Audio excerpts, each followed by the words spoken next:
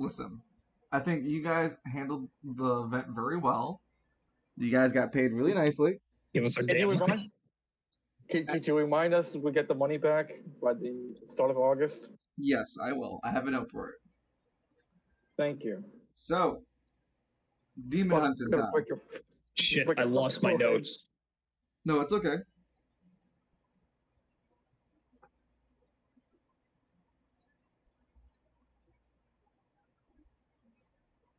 Here it is. Okay. Okay. So we'll start with the continuation of the scene of Father Nero, Falcone, and Alistair making their way to Lance's door, because I think that's where we kind of ended our role play off, where they're going to have the conversation of Lance getting in the car. No. It was like we all. It was already established what we were going to do, so we just went into uh, Falcone's jeep to drive off. Okay, so everyone's just already getting or driving. Okay. Yeah. Okay. All right, Dungeon. You want to check my notes real quick? You want to send me what you got? No. Not my notes. I mean my player character real quick to make sure my goal's right.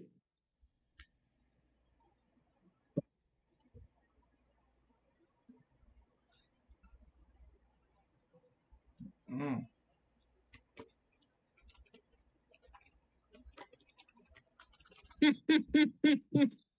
No, I think there was an error, so I had to make an edit. So just double check it.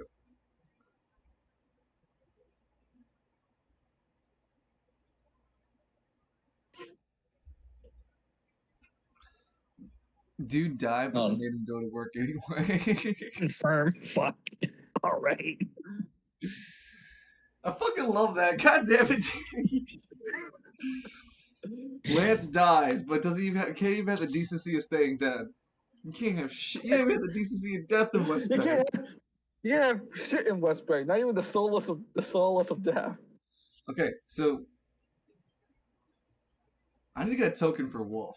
Or don't I already have his token? I do. Yeah. So his ass is moving around to somewhere else. We're gonna pull away the 3 of these tokens because we don't need them right now. I changed it to call out JP Morgan and Chase because fuck them. No. Change my mind. Don't need to. I won't change your notes either. I'm not politically correct here. Anyway, from Lance's house, the group is going to be traveling. And Bunny is the only sole occupant remaining in the house. It is cold there, and they'll have to handle this alone. With a gun, of course. And, like, Lance's money. Wait, I think she gave that back, didn't she? Yeah, she did, and I gave it to this guy, Maurice. You better be paying off my bill. He's over at East Bay, the West Bay's City Hall, paying it off. You know when we thought you said that you were paying off Lance's bill, we thought you were Lance. That's why we kind of arrested you in the first place. No, I can understand the misunderstanding. The car begins to drive for the group, and they make their way down the typical path they're going to take for going to Caribbean, which is the Hammer District Avenue. Lance is just sleeping. It is very congested, this traffic. Progress is going to be, it takes a while to get there. Yeah, Lance is just asleep. Alistair, you feel fine for now. For now. As, what's it called? Nero and Father Falcone discuss quietly about the situation at hand, with Father Falcone asking specifics like, so exactly how tall is this demon? Well, I'd say you're about 3 or 4 notches smaller than him, Father Falcone. Really? Really? I'm smaller than him. Yeah, you're smaller. Huh. I don't know, I got a problem with that. Don't you have a problem with that, big guy? And there isn't a notion that Hell's Wrath is stirring. Oh, now you want to play sheepish.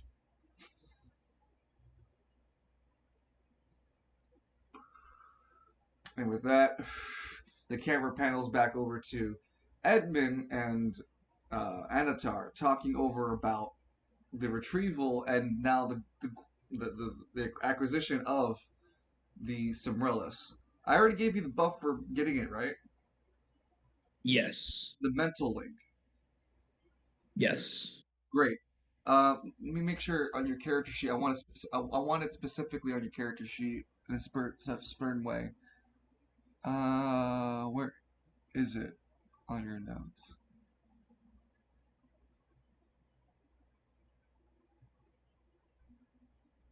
Sonic Frontiers has been street broken Voiceless and Oath. don't. That's where it is. Okay. Sorry, Danny. You were saying, Sonic? I was just Sonic Frontiers has been street broken and dumped online for a few days, and models have been already working on it. Damn. That's the. I want to avoid spoilers for that game because I'm picking it up on Uh, Tuesday. yeah, I know you're. Okay, so I adjusted. Sorry, cut the conversation for a second. I adjusted the character sheet. You'll read it now as ability, comma, no, it's not ability parentheses, voiceless oath, just to signify that that is an ability gained via. Actually, let me actually add that earned via oath.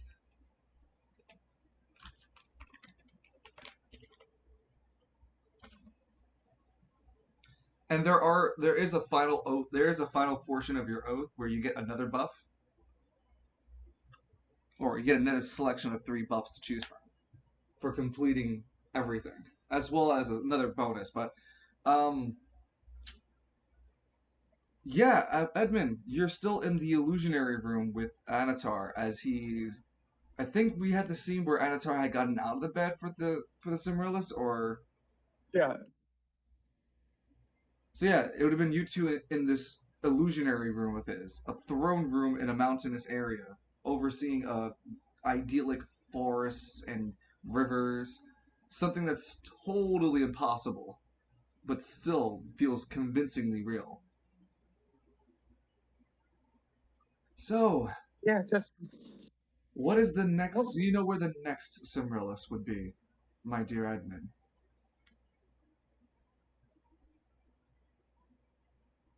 Well, uh, yes and no. I know who owns Cimmeril. However, that's going to be a little bit of an issue getting it because the person who holds it has a lot of political power. Hmm. Tell me, how did you come across this Cimrillus half? Uh, well, how do I put this without sounding like a complete insane maniac? Well, test my sanity, and I shall let you know if you're insane or not. Clearly. A flying robot Hmm. that looked like a bird, acted like a bird, talked like a bird, but it identified as a robot. Hmm. Perhaps a contraption by Artemis herself. No, sorry, it's Athena. By Artemis. Athena. No, yeah, it's by Athena. By Athena herself, by chance. You don't understand the mythological reference he's making. It looked more like a GoBot. He looks flatly at you. A what? Uh, it it was it's an old it's an old cartoon, Hmm. I very old. I am rather old, but cartoon entertainment for children have never been my forte. He looks at you kind of condescendingly before, but I do understand it was the novelty of the time for children, I suppose. Well, adults can watch Oh, cartoons too. hold on. I want you to make an intelligence check to keep composure. Edmund just fucking gets roasted by 'Cause this, Anatar for watching cartoons. well, I mean, it's not really like it's more like are you interpreting this as an insult and making heads or tails if it is an insult or not. It's an easy test, so under 6. No, sorry, no, not under 6. Pass over a 6, and you failed it. An easy test. Pass over a 6. I'm giving you a 50% shot. I mean, compared to most of the other rolls I've made, yeah. Hold on a second. He did insult you. Yeah, essentially, yeah. Danny's gonna work for my voice in favor for that. Yeah. That's fine. You hear in the bottom of the back of your head. Danny, say it again. Damn it! Wait a minute. He did insult you. After all you got him. I kind of figured this. Well, no, there's a debuff now. You have to role play through that negative feeling out. Edmund has to let it go out.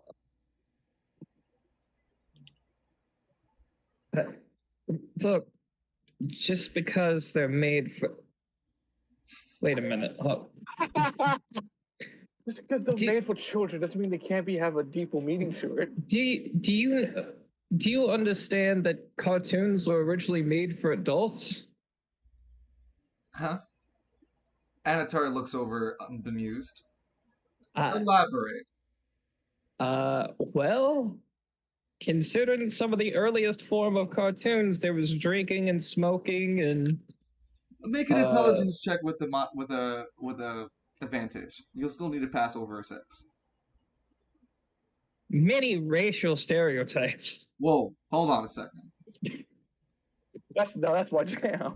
You can't. Have you seen that Looney Tunes video? I can't. I can't. Have you seen the Flesher eras? That All right, I'm not even going to roll the. I'm not even going to roll the advantage. No worries, dude. Come on. You never know you're gonna get a 12. Just be extra racist to your boss. You extra racist to my boss. I understand. He looks at you understandingly. So, entertainment value, educational purposes, for those that are visual learners. And you see him trying to come across more empathetic to try to bridge the gap of your understanding, even if he doesn't really see it your way. Are you calling me redacted? Hold on. All eyes will understand very clearly what Edmund just said. Anatar would understand exactly what he said. Oh, he said a no word. Anatar blinks. I do believe I am not a... And he repeats the redacted word. No. I'm asking if you're calling me... No. My business, but... Let's just say there's people who aren't intellectually gifted in a certain district got beat by bricks in its earlier iteration. Oh my lord. Anatar blinks like slowly and goes, "Have you been too close to Lance a couple times? I do believe Lance is a bad influence on you. I mean, after all, you've come back with that tattoo thing across you. Even my moon... excuse me! It's gotta be the left thing, guy. Why'd you do that? Sorry. No, you know what? It's right. You are right. It is Lance's fault. It's all Lance's fault. I have no idea where he is. Wait, I think you did explain about the phone business to him. I did, yeah. Yeah. I do believe it's that the phone at Travail that you were looking to seek. Weren't you talking about that to the Cardinals, to go to the Cardinals? Yeah, I have to go to Caribia, but I have to stop by. Hold yourself. Why go to Caribia? Because that... Hold on. He takes out a phone card, have a detective in Caribia. Memory plays back. Remember? As one of the parts of the piece of information trade that now Anatar made with Steiner for the information of what was going on with the Black Hole Sun. Steiner slipped him information about a detective in Caribia. Yep. Anatar has been in contact with that detective. Huh. A Detective Colher. Well, the reason I have to go to Caribia is, unfortunately, I can't wait till the end of the month for them to do their good old-fashioned, how do I... You know what? I've been your employee now for about 3 months. I'm pretty sure you've heard me say worse. their annual dick sucking brigade that they have, where they suck each other off, are doing such a good job. I don't have time to wait. I have to go find one of the heads in Caribbean to find out what that phone was and what that building was before they took it over. I taught you better words to use. And No. I'm sorry. I'm dwarf. sorry. Fellatio. Is that better?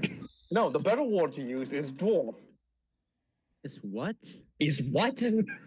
Dwarf. DWARF. Dwarf. I'm not talking about. Short people. But back to the topic at hand. Hi, game night. But what's it called? Anatar looks a little bit concerned towards Edmund and goes, exactly. Anatar is slowly finding out how rude and crude Edmund actually is. Rude awakening, but it will be an adjustment.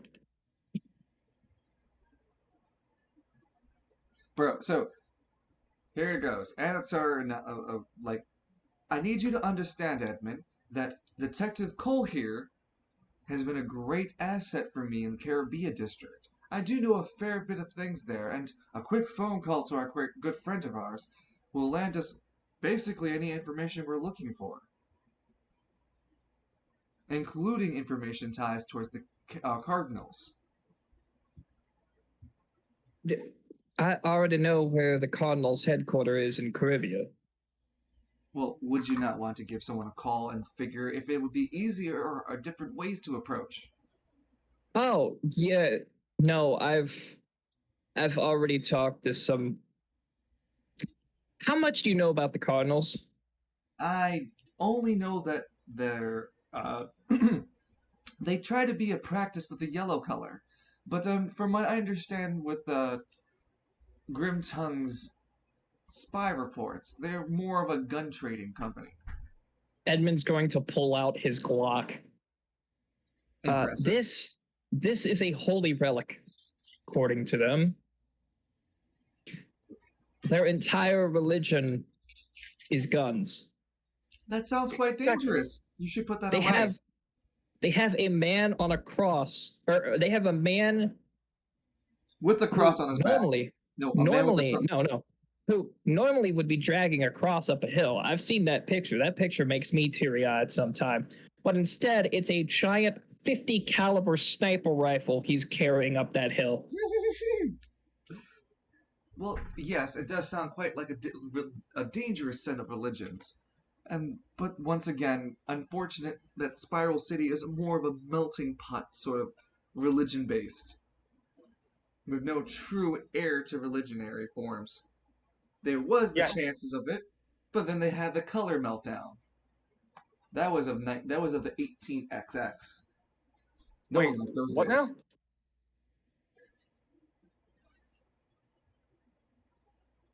now? Yeah, what I asked the fuck that he meant by that? As long as I don't show up there with my revolver, I'm pretty sure I'll be fine. I'm pretty sure they'll just let me walk in. Very well. I will let you know that I am currently working on improving the status quo of the Cobra. Currently, we have only one recruit, and I'm in conversations with what was her name? Secretary Deborah. Yes, of Travail, working on the arrangements of the housing situation for the Market District fallout.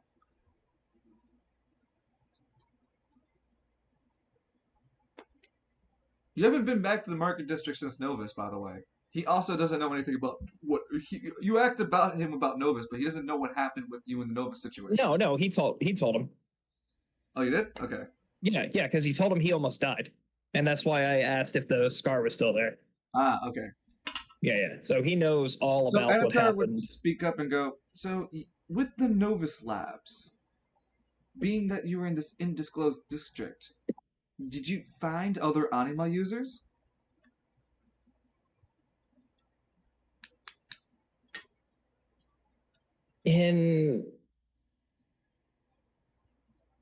Yes and no. We found 2 anima users. One went by the name of Karma Chameleon. The other, well, with the exception of You try to remember the anima user. Novus himself. Yeah. There was 2 others. One was already dead before we got there, and her name was like Sudden Lightning or something. I mean, And the other Nero. one, Father Nero killed, but I cannot remember his name to save my life.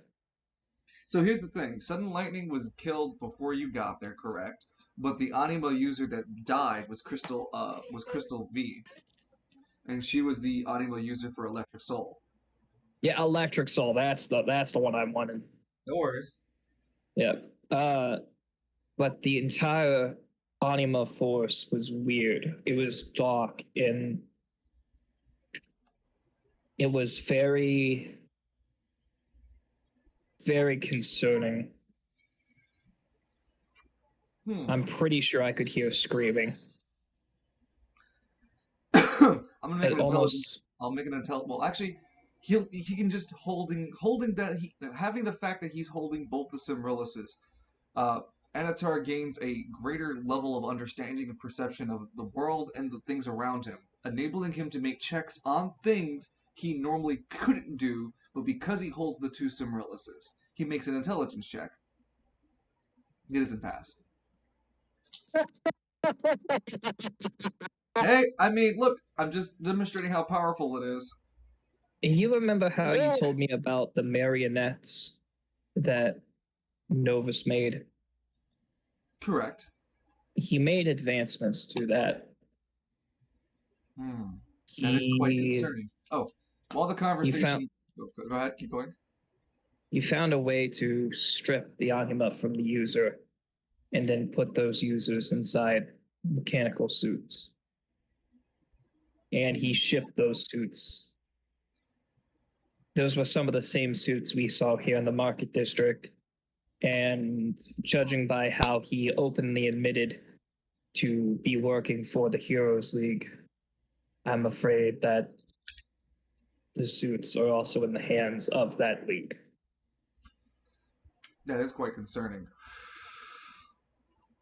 We will have to closely monitor the choices and actions of the Spire going forward, because that is where the Heroes League lies. I'll have Grimtongue focus more of a spy network from outward the city to the Spire itself, and I myself will have to pay a visit, I suppose. With both the Cymrilises, I feel empowered that I can leave home with not but much of a worry. Even if I were to chance upon Gregor. Gregor, thank you. Even if I were to perchance upon Gregor, I would fell him with but just 1 Cymrilus in my possession, to his none. He dare not even challenge me openly. So I believe I shall be making a choice decision of mine to pause the growth of Cobra and begin my own investigations to help figure out where the fuck that tattoo came from you. Because I cannot have my second in command disfigured and dismerchandised as he is. That is my job. What? I mean, that is part of the job and the hazards that come with it, of course. Edmund slowly becoming a ring wraith. Ah!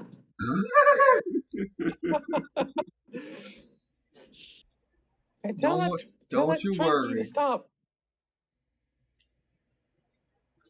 So yeah, Anatar announces he's going to make his way to the lower spire and do business there. So that'll be his objective throughout the ending of July.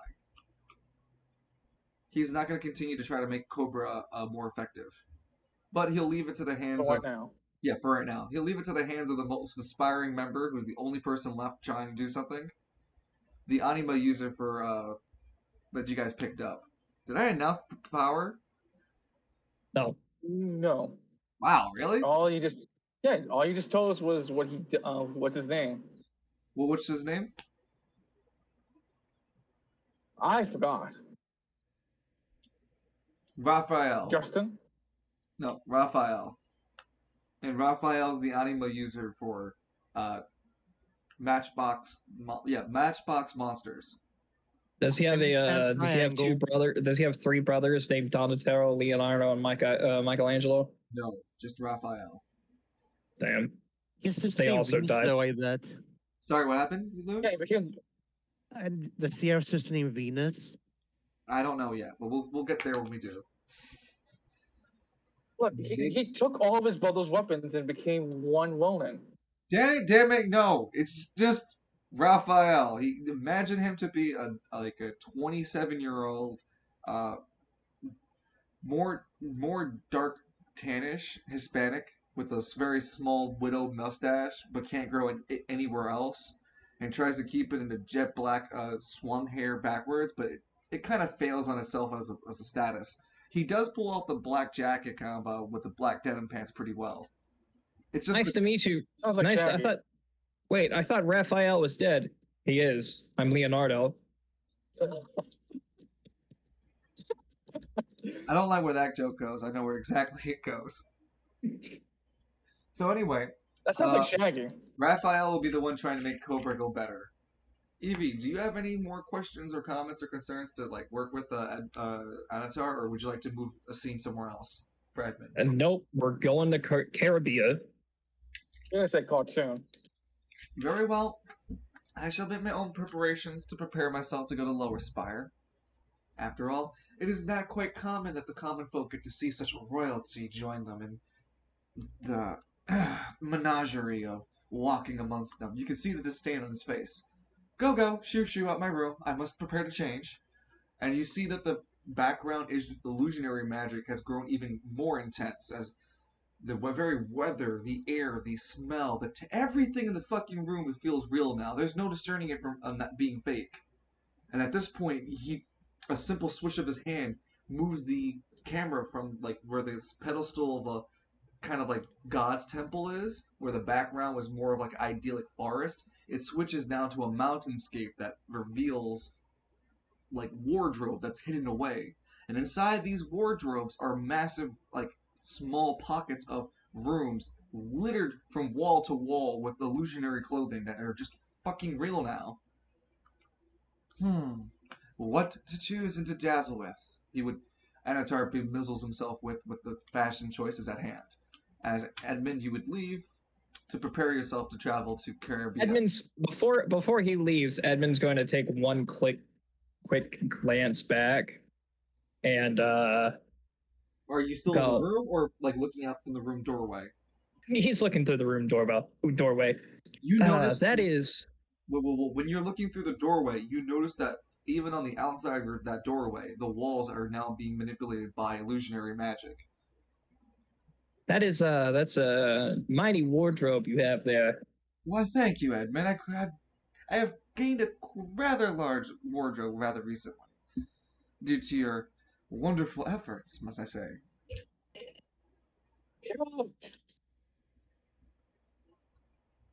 And Edmund is going to leave. Okay. How are you traveling to Caribbean? On the bus. Da-da-da-da. Oh, hi, my crows are flying past my window. Hi, loves. Oh yeah, they know, by the way. My crows? Yeah. Crows never forget. Bro, no way. No cap. Every time I go up to the building where I take pictures from, they're always hanging out there now, watching me. And they do this fly circus now, where they fly across 3 different buildings. They don't have to do anything like that, but they do it just because I'm there. There's a bird that specifically won't forget for 7 years. And if you throw rocks at it and come back within the 7 years, it and its buddies will just gang up on you. As you should deserve. So Feed them some bread, maybe they'll give you treasure. I try to feed them, but there's so many of them, and they're very shy creatures. And I need a very reclusive place where they don't feel intimidated. Because otherwise, if I try to feed them where people are, they'll just never do it, since they're just never going to walk near me.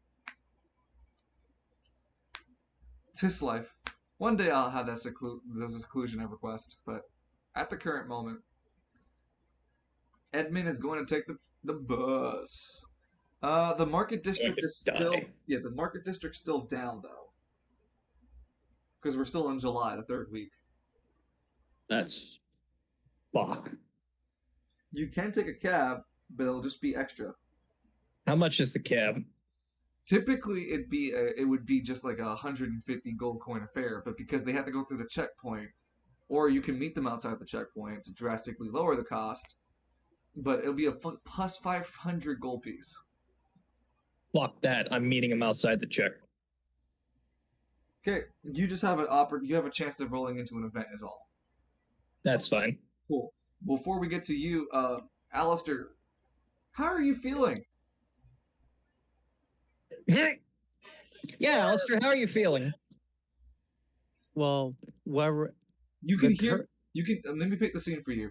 You see Nero and Falcone discussing about the necessary way of like categorizing demons by size, with Falcone getting ever more defensive about the size of his demon. Quote. So, in the midst of I this guess they're playing conversation, who has a bigger sword. you can see that Lance next to you is fucking sound asleep. In fact, so sound asleep. Danny, roll a 1d20 for me. No, 1d100. Gotcha. I won't 1d100.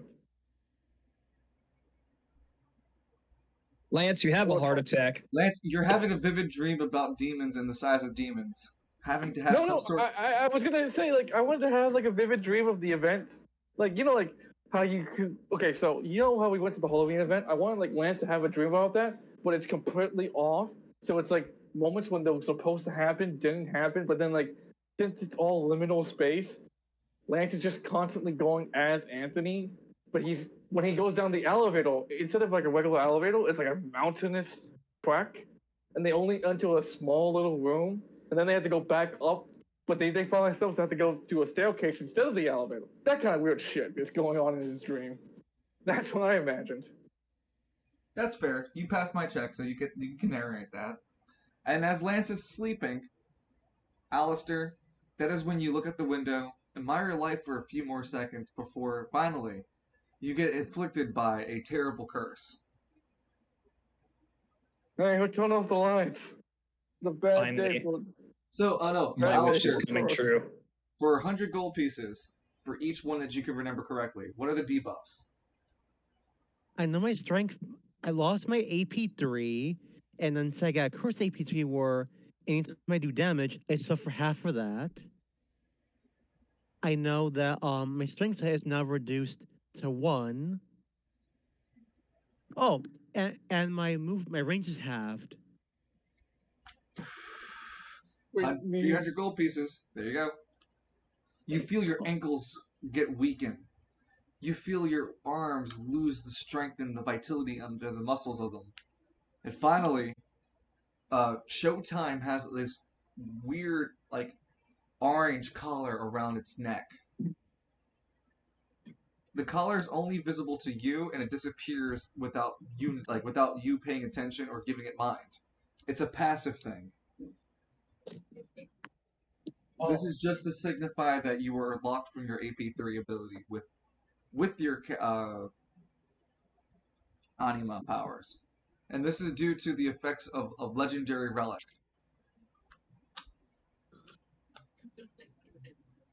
Oh, its name yet? Huh? The relic. Oh, honestly, I was gonna call it blood transference.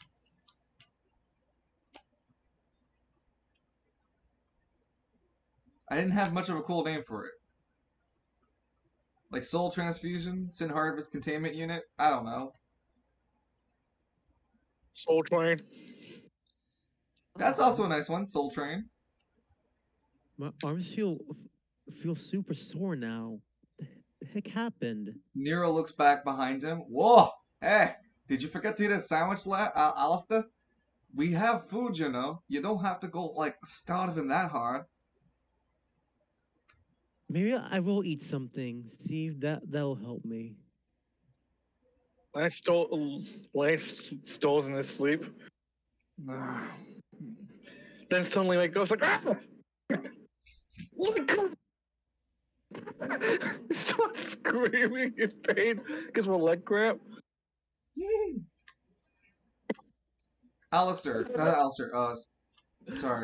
Edmund, you made your way to the border edge. I need you to roll me a D100 for an event chance. All right, give me just a second here. Sorry, I gotta reset a password. Roll D100. Yep. Yeah. Good. You avoided the event. You don't want to. You don't want to pass these event checks. So you failed it. Good. Hey now. Or do you want The security. You walk over and stay on the line. You notice that there's a commotion going on in the area, but decide that it's just not worth your time or pay grade. As you walk up to the security line, several people are leaving the district too. You notice that several of them are carrying bundles of equipment, like clothes and like bags with clothes in them or small trinkets. They basically seem like they're carrying their lives on their back. As you follow this line, it takes you about 4 or 5 minutes to finally get to the front, where you're greeted by gas-masked security task force. You're no longer a stranger to these men, kind of like dressed men. It seems to be Spiral City's sort of go-to situation of equipment to dealing with anima users, as the unpredictable nature of anima users basically make a gas mask hazard unit the most effective. And you know this by principle being near this many of them, like that many, like these many of like security personnel dealing with anima users. You find the time here at the checkpoint rather lackluster, as simply telling them and providing your ID to both the market district as under employment, because now Anatar had given you an ID pass for the sauntering stallion, as since it has gained recognition from Travail, it has become an establishment that can be recognized for proof of owner's like residentship, since it also is an inn, and now going to be a temporary sanctuary. So Edmund provides this identification card to prove that he's Edmund Miles and that he has an exemption from the Animus retention program, which is the lockdown. So you are free to travel, and you make your way over to the bus stop unavoided and unfazed. Log. Pog? Look, just don't be an anima user at night, okay? Whoa! It's Sunset District. Listen, we don't want you to be an anima user after 6 p.m., especially around Iguana Street. You don't want to be out in Iguana Street. I think I'm now going to be out in Iguana Street. Thank you very much for your time. Boxes are available. You have no idea. You have no idea where Iguana Street could be. No. No, you don't. And I'm gonna give you three choices, and one of them is right. West Bay, East Bay, Caribbean. Caribbean. No, I'm asking Edmund. West Bay, East Bay, Caribbean. Probably West Bay. You mutter the words Have... West Bay to the officer, and he laughs at you for not knowing your directions. No, it's in Caribbean. West Bay. I knew it. Oh, wait, now that's concerning. Well, get on. I got other people to push through this line. Come on. All right. And with that, you make your way to the police station. It's a good thing they don't have any anima detectors up. No, they do, but you're exempted. Oh, yeah. It passes through, the alarm goes off, everyone puts their guns at him. It's okay. It's okay, he's listed. I'm listed. It's okay. Everyone's like, oh. He's not. I'm one of the good ones. I'm one of the good ones. Let's not do that. But yeah, you make your way to the bus stop that's still connected between. No, you still need to make your way down the street. So you need to make one more event check. I thought I was getting a taxi outside the checkpoint. Oh, you're gonna take a taxi now. Yeah. Okay. The taxi from here will be 250 gold pieces. Son of a bitch. All right. It's because the traffic's been heavier due to lockdown. Highway robbery. Yeah, I mean, come on. We gotta make a profit here. Fucking, I can't get a cab to Manhattan to Staten Island anymore without being charged out my ass. Look, you get a cab in Manhattan. You have enough money to blow there, all right? Honestly, I have to agree.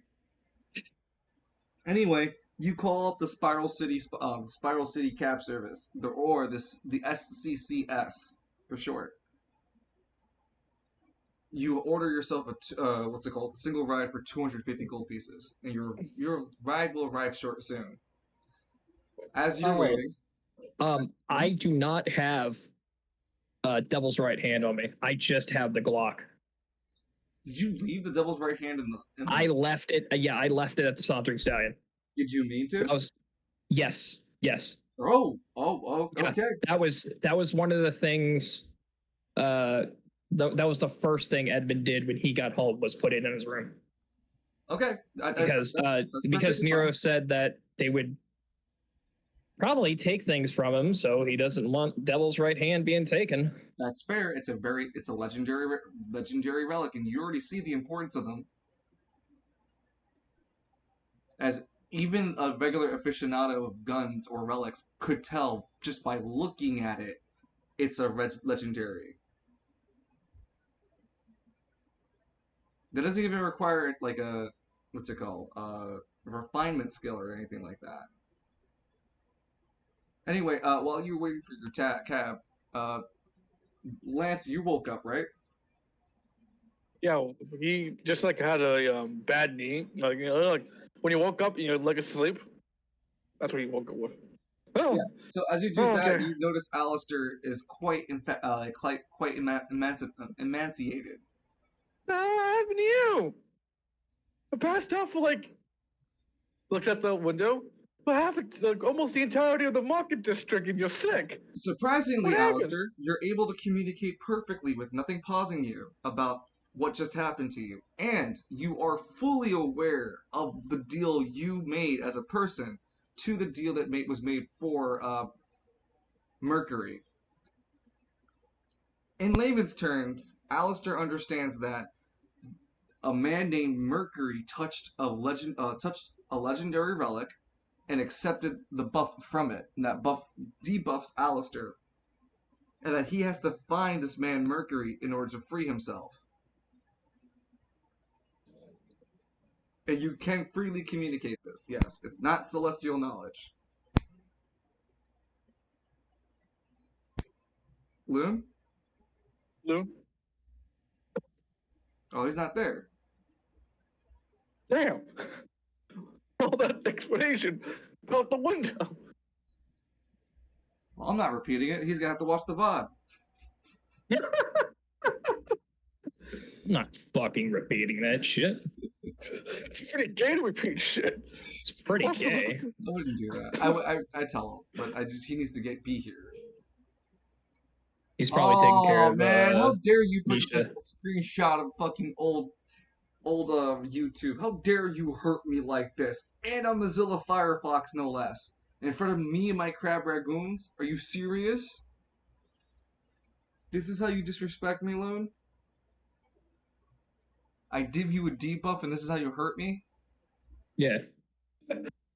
When you used to see how many people favored it, how many people liked it, Almost like as if you when they could removed also the post a dislike video button. response to videos. I remember those days. Where you can tag another video with that video. Yeah. Gosh. Fucking old YouTube. Don't worry, Alistair. I'll just use my pondering orb to figure out where this guy is. Lance ponders the orb. Uh, Actually, there's a unique interaction with your orb. You sure? Well, I'm gonna wait till Alistair gets back to do such a Yeah. thing.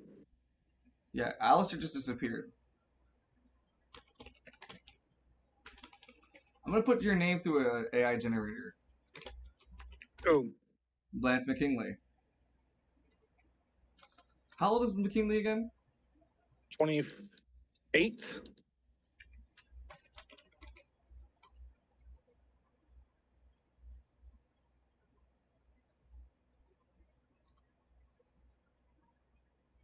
I'm gonna do some AI work.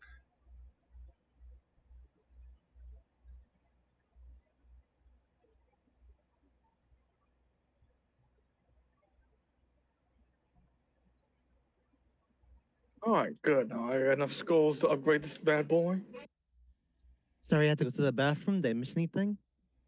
No, we're waiting for you Yeah. to for me to explain things to you since the camera's Alistair. Okay, what's happening? Well, you are fully aware that you are cursed because of the legendary relic. You know what? I'll just call it Sin Harvest Containment Unit. Makes it easy for me. This is So- me, not original. Look at me, I'm unoriginal. I know. So the Harvest Containment Unit basically gave you debuffs and gave a man named Freddy, which is you're fully aware of some other person entirely that isn't you, Russell Mercury. You are Yeah, it's like, entirely aware of that Russell Mercury has buffs for you, from your character. who is this Russell Mercury person? Yeah, all you are aware of is that he was the one who put the debuffs on you, and he used a legendary relic to do it. Is he why I feel like this? You know nothing else, but you do know his name, Russell Mercury. So, yeah, Al, you don't look so good. What happened to you? That's what I'd Guys- like to know. You got any idea what caused this, or? Oh God, I hope it's not like a. Do I need to put like a face mask and stay 6 feet apart from you? Lance, I'm going to shoot you. Yes. Look, Lance kind of like loves that. Do you have any idea what caused this? No, Don't all I know- know is that for some reason, the name Russell Mercury popped up. I don't know who Oh. that is. Do you know what do you know what he looks like? At least. There's no image Do in I- your head, No. not at the current moment. But Lance you kind of do. shakes his. Hold on. You don't feel like there's a name to him right now, but you do feel like later on you can figure out more. Lance shakes his head. I can't. Without knowing his name, I can't. Without knowing what he looks like, I can't use the silver magic. Using silver magic to spy to see where he's located at. I kind of need a What's face. silver magic? Lance shows him the second half. Two pieces combined. White Hole Sun. Ever since I got this together, I've been able to tap into silver magic. I could teleport myself. I could use it to heal wounds. Whatever is broken, Lance, I can you fix. stop. Your ape brain stops you from talking further. You get a deep gurgle. Hey, he looks Huh? wounded. He might be good silver magic. Hmm. You're not Oh. sure if this wise console is something for you to take. No way. Look. Like, Lance, I want to imagine that Lance is actually talking to it, but he's also talking out loud because he doesn't know how to control, doesn't know how to project his words in his own head. So everyone's listening to Lance talk. Go ahead and make an intelligence check. Make your 1d4. Look, I don't think that's You have to pass what a 6. No, you have to pass a 1. I don't think You that's have a to good pass idea. a 5. I don't think that's a good idea to waste magic like that. Besides, I think it's. God fucking damn it, Lance. Oh my fucking god. So Lance didn't pass. I rolled a 1. Yeah, you didn't pass. You had to pass a 1. You're the champion of I don't like partial credit, so ta-da. Failed. So yeah, Lance, you hear the thought of healing Alistair leaves your thought as you sit back in reality with Alistair staring very confused at you, clearly because you're talking to yourself. Oh, anyway, like I said before, silver magic allows me to what he said to me. I can fix what is broken, I can mend what is altered. I cannot alter and I cannot break. That's the rules and laws of silver magic. Can I take a look at that silver thing? I mean, the white hole. If I touch it, will it do anything? No, you can't because you're not an avatar. I Oh, am. Yeah. Well, it's not like it prevents me from getting sick or anything. It's just Alistair, no, I Alistair, really. Edmund, your cab has arrived. I want you to roll me a D100. for Oh me? no. Edmund.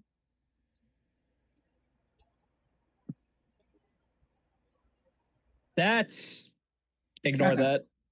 Ignore! Ignore I had a brain me. fart. 75.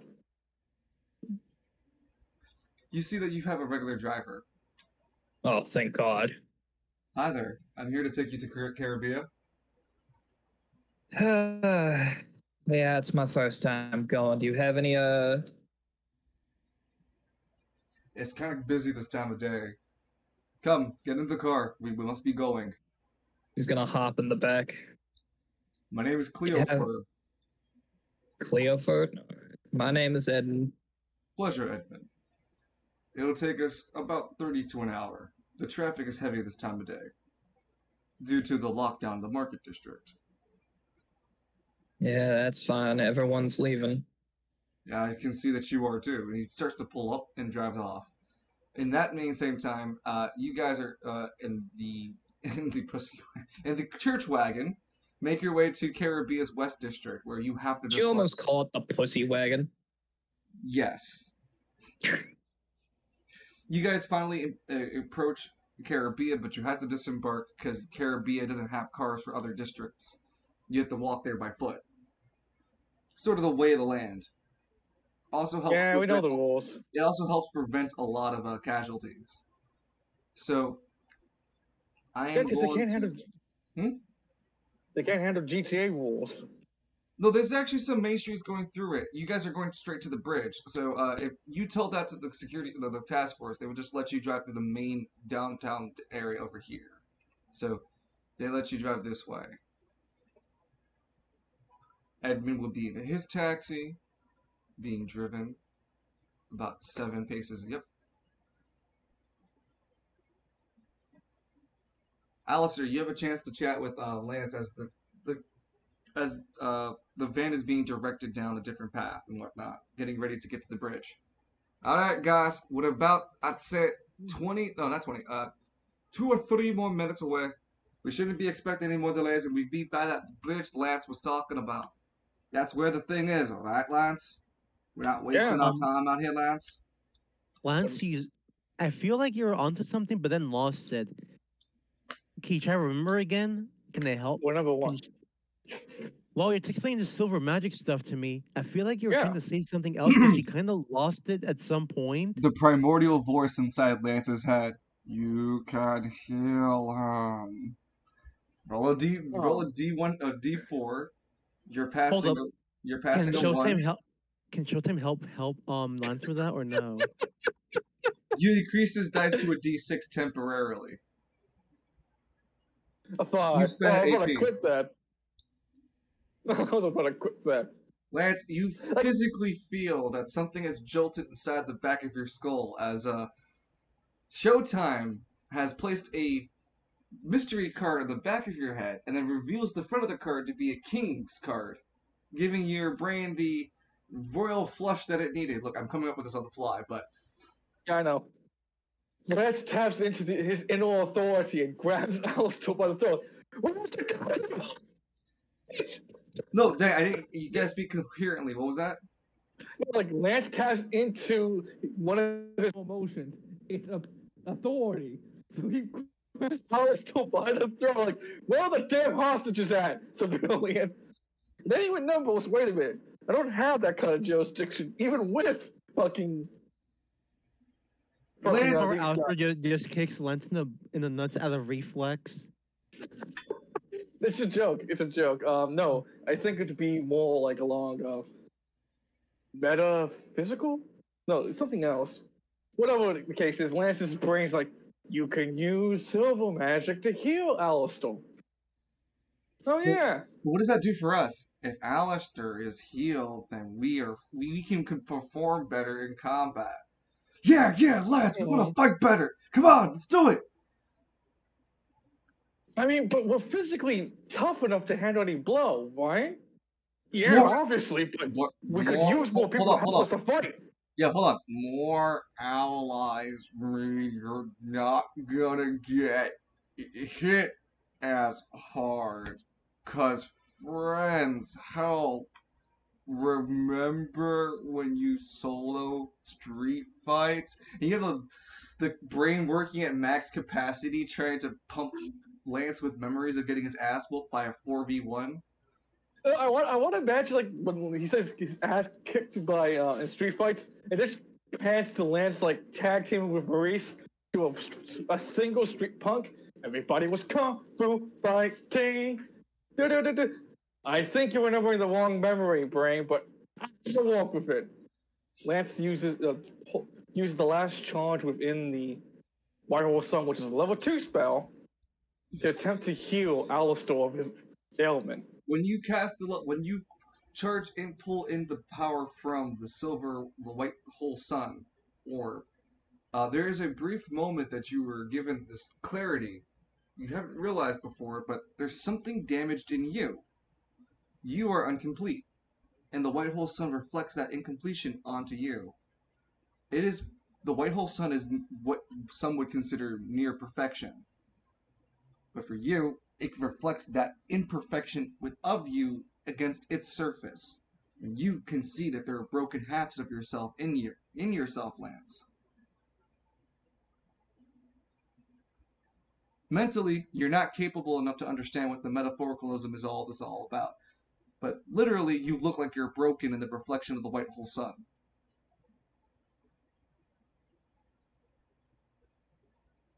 Let's go heal you, Al. Lance, like when Lance, said you get an advantage roll for your next thing because Moth says, "Lance, my man." Thank you, Moth. And hey, And what's I'm going gonna on, use. Moth?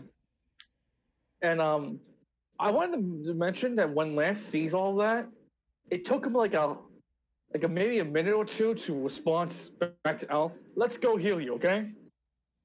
Like he went from looking into it, no expression, like looking down on him, kind of like very Sumbo like, then snapped back to what he normally is, like, oh, Al, let's go heal you, and tries to use the power, the second level spell to restore Al, if you would like, back. Al, if you'd like, you could spend a reaction to pay attention to Lance's details and figure that out from his face by making an intelligence check passing a 6. Otherwise, you can let the moment pass and just let Lance heal you. I'll do it. Okay. I'll use that reaction. Yep. Let me just make sure. Showtime? Where the fuck are you? Just your intelligence. Oh no, so that's subtract the 1 AP. Oh yeah.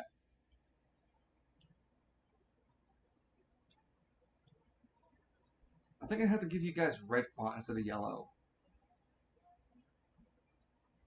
Okay, rolling for int.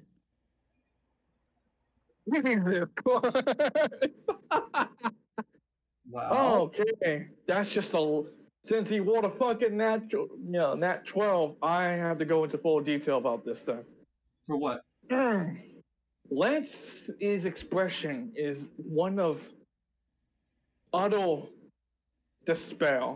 It's what he's been dealing with towards this point. He does not understand the cracks of his figure or his, what he looks like in it, but he can easily, not easily, but he begins to put together what it means. He begins to recall how he ended up this way, wearing the golden suit, how he got the White Horse Sun to begin with, his interactions with Plutarchus. Then, when the events occurred over at that unnamed district, when he fought against, and almost died with Nero against, Novus, and then his surprise encounter with Black Nebula. That one was probably the biggest toll on his mental psyche, seeing the exact effects of what the Black Hole Sun can do to an individual if given enough time.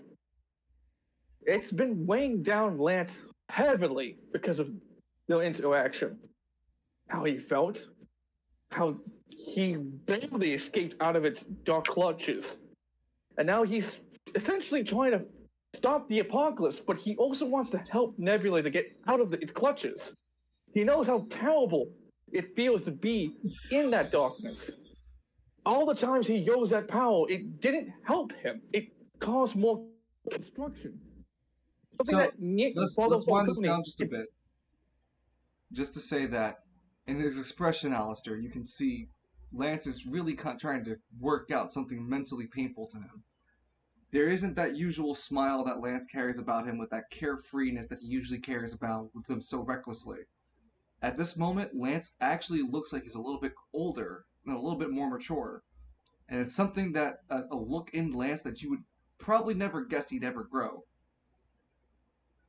The moment passes just as quick as it came, and Lance goes back to being that near self, that near always smiling with reckless abandon behind it. All right, let's get you fixed, Lance. No, Alistair. As he puts Let's towards get you fixed, Al. he puts his right hand up with the white hole sun pointing at his body. Go, white hole magic.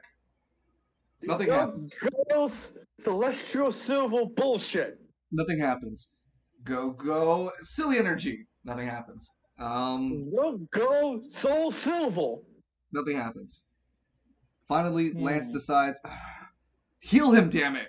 Ooh, it starts to wind up, and the white orb coalesces in this outer energy layer. Lance, holding it makes your hands feel very warm, getting super hot. Super hot. Super hot. Well, wait, I'm super wearing a suit. How the hell am I Super feeling this? hot. Super. I want. It's like Hot. also it's holding in Lance's left hand, his missing hand. How can he feel the heat from his missing hand? Such as the Easy. action. Phantom pain. And the white hole sun has the ability to reconnect tethers, so technically speaking, there'd be portions of your nervous system floating around as where your hands would be. The connections are reconnected due to the grasping of the white hole sun. The gauntlet itself would be the basis of what the connections would be holding it to. So you would be feeling the warmth through those temporary connections, through the effect of phantom pain. Also, to the dungeon's amphitheater.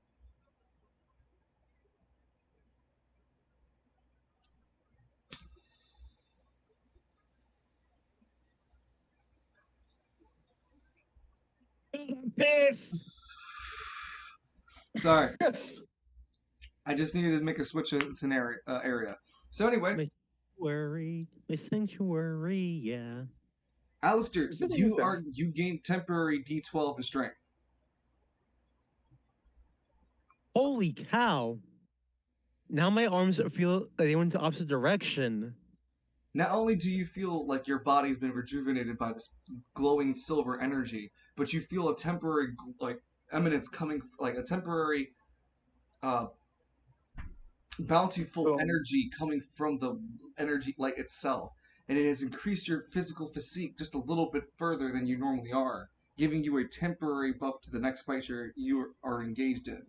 This fight can last up to what's it called, from a minute up to a 6 hour period.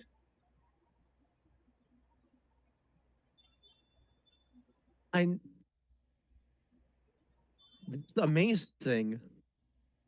I feel Hey, glad I helped you. incredible. I feel like you do anything. Yes. Alright, Okay, I'm gonna Colin. piss. Oh, I'll be damn. right back. Where Showtime gets cartoonishly buff for a split second just to demonstrate this. Yeah, he would. Well, like you would see the upper shoulders and the upper chest of Showtime kind of get like poke out of his like a tuxedo just a bit. You can do this. You can fight. You can win. Yes, exactly. All right, we're Lance going just to kind of push smiles the. like, "Hey, okay, now calm down." Lance like flips the white hole sun into his hand and puts it back, tucks it away. You're gonna need all that strength when we gotta go hunt demons, you know. Yeah. Glad to help you out. Thanks. There's another Lance is pause now in the driving. You guys can take another chance to do a little bit more talking and interacting with each other, or we can just continue driving. Lance would take this time to look out the window, watching the scenery change from one thing to another. You notice? He's not. No, it's fine. I was waiting for more chances to describe Caribbean.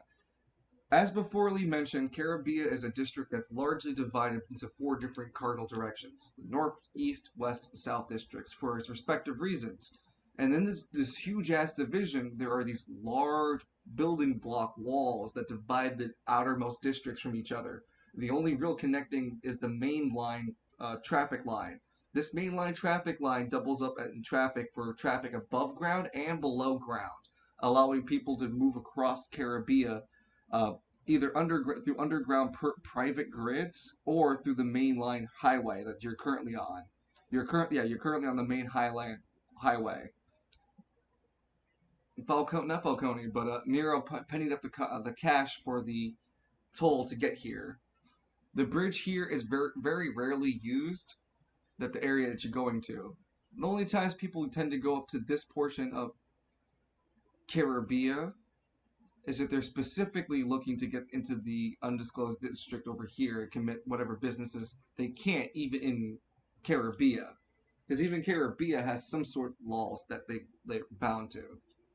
So when you look around, Lance, you just see these large metal like sheets of these large metal sheets undulate not undulating but junting from the ground all the way up 200 feet tall, just basically dividing even the already divided district even more physically. Now there are these large bridges that are like basically highways that drive upward and lead into these inlets and outlets that allow the people to come in and out from driving from the highway up to the actual district.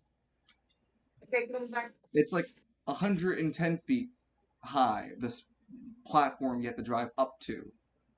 So it's a pretty steep drive to even move around in those districts.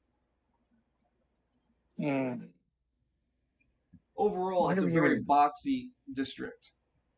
But they do a great job making everything look good in the inside, you think of to yourself. Division.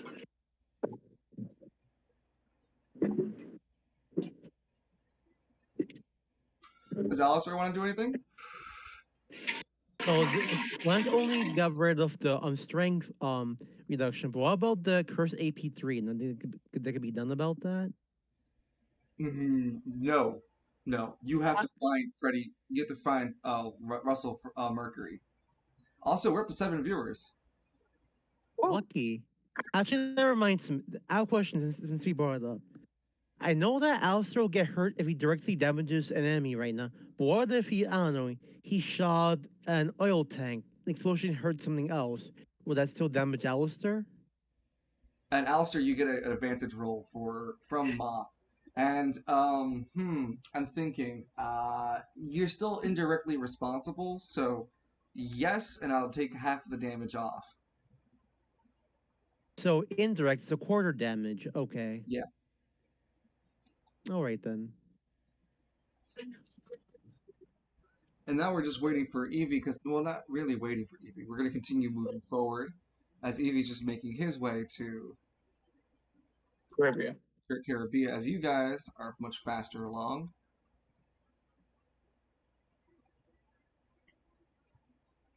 And the reason why there's such a speed delay is because he's taking a busier street, and Caribbean still has traffic where you guys are going. And this is the final stop before you guys make it to the actual area. Last minute preparations, items, equipment. Are you guys ready? Yeah, I did my item shopping before last session. Vance? Yeah, I'm fine. Actually, hold on. Is there an item that? Oh, never mind. No worries. I was gonna basically ask for Phoenix down, but that's more like a relic, and Lance already has them like that, so never mind. And you guys finally pull to the bridge. You find it quite remarkable that there isn't any, like, before you make it to the bridge there seems to be some sort of like checkpoint.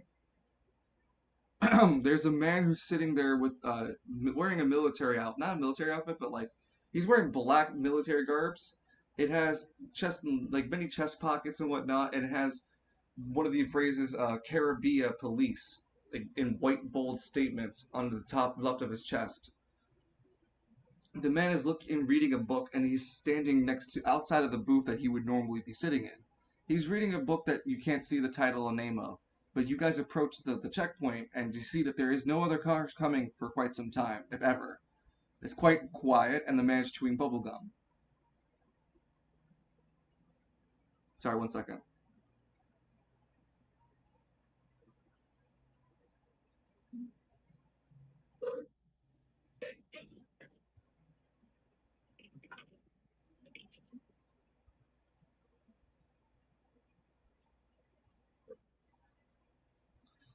Um, the man looks at Falcone as he approaches. And what can I do for you, gentlemen, this fine evening? The man speaks in a cold tone. My name's Father Falcone. I'm a bishop, actually, of the Cardinals. You heard of them? The man looks apprehensively a little taken back. Yeah, I'm aware of the Cardinals. Yeah, so I think you're just going to open this gate for us and let us slide on through. I think I can. But before you go, since you're part of the Cardinals, does that mean you're here for the... He looks around a bit and looks at him. The body snatching thing? Monster? It's like, what the what? The body snatching monster. We don't really have a name for it. He looks very scared trying to talk to you about it. Look, he leans into the car, still visibly shaken. There's this huge thing that people have been reporting, driving across the bridge. I've seen it a few times too, just sitting here at the booth. It comes like a razor sharp wind and then gone almost the same fast, taking whatever car or anything driving across the bridge, just down right underneath the bridge. It's happened at least 4 times. I'm surprised you guys are doing such a quick response. It happened so recently. Yeah, I guess, like they say, the Cardinals like to walk fast. Lance kind of like rolls his hand. That's why you see there's no traffic. I had to tell them to close the other side and keep it closed until I said so. Yeah, quick question. Just because this booth is closed for traffic doesn't mean one can't get back into Caribbean, right? Huh? I mean, through this bridge, no.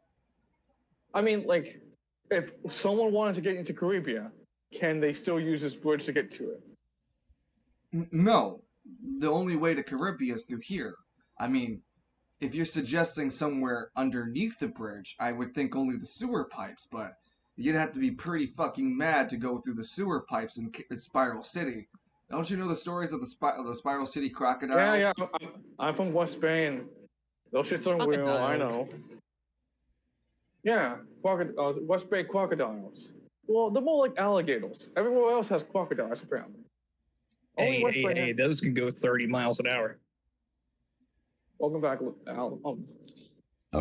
Edmund. I had to go through all the names in my head real quick. At the current moment, Edmund, Lance, Alistair, Falcone, and Nero are all speaking with the security checkpoints guardmen to learn a little bit more about the demon in the area. Despite it only being here for such a short time, even the security guard member here has seen it a few times and has remarked that it's taking down trucks with ease, and he had to shut down the bridge because of it. Just really surprised that there's a sudden, real interest in getting it fixed by the Cardinals this fast. Well, Squad Zero, but yeah. Well, Lance opens the car door, looks back into Falcone and Nero. I did agree to get you guys here, and Demon's here, so Lance begins to walk away. Take care. You just gonna fuck off. Yeah, Lance is going into Caribbean. Wait, so you're not gonna join the hunting? No, Lance agreed to take them to the place. He didn't say anything about killing the damn thing. No, Lance, you owe me. Falcone Lance, screams up. I owe Nero, and I got Nero his prize. The demon's down there somewhere. Have fun. I got something else more important to handle. And Lance Lance, begins you to walk. Wait a promised you minute. said you'd help. You didn't say you'd just bring us to the fucking thing. You should have been more specific with your promise, with your things then. Lance, The way didn't you start this by dropping Falcone's name in direct? Weren't you initially responsible for this mission in the first place, mentioning Sure. Falcone's name? Two things. How the hell would you know that?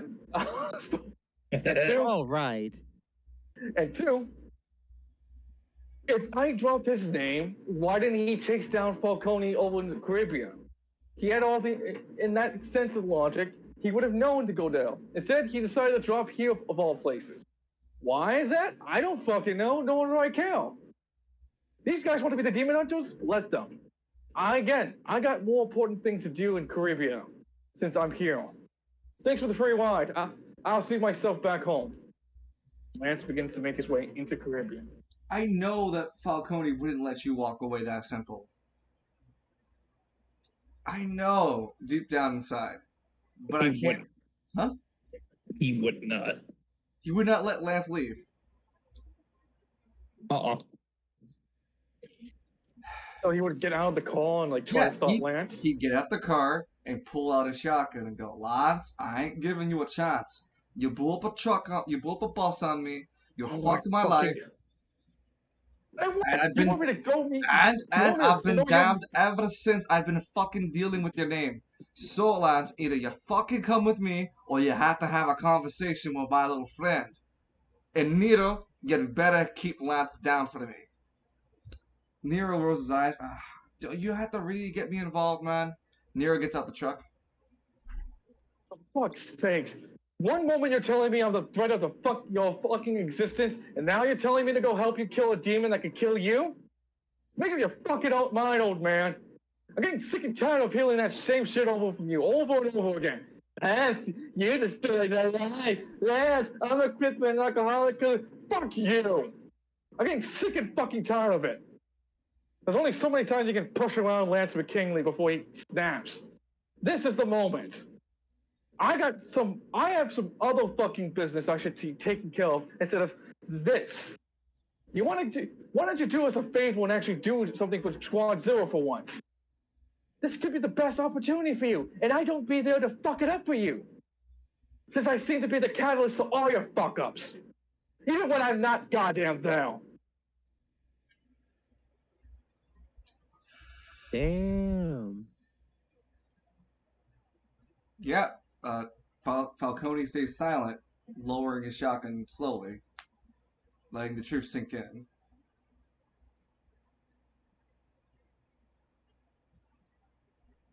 Lance turns and then continues to leave. And then Lance goes to do things in Caribbean. Alistair has one last question to ask for Lance. Wait, Lance! Lance stops for Alistair. Yeah. Fuck you. If you're able to fix up my arms, can't you use that sort of magic to rebuild yourself? The monkey the smooth part of your brain gets the click. You can visually see Alistair it click in his fucking face. You're right. Let's call it comes out like I need sun as an outside influence to fix my limbs. Bye.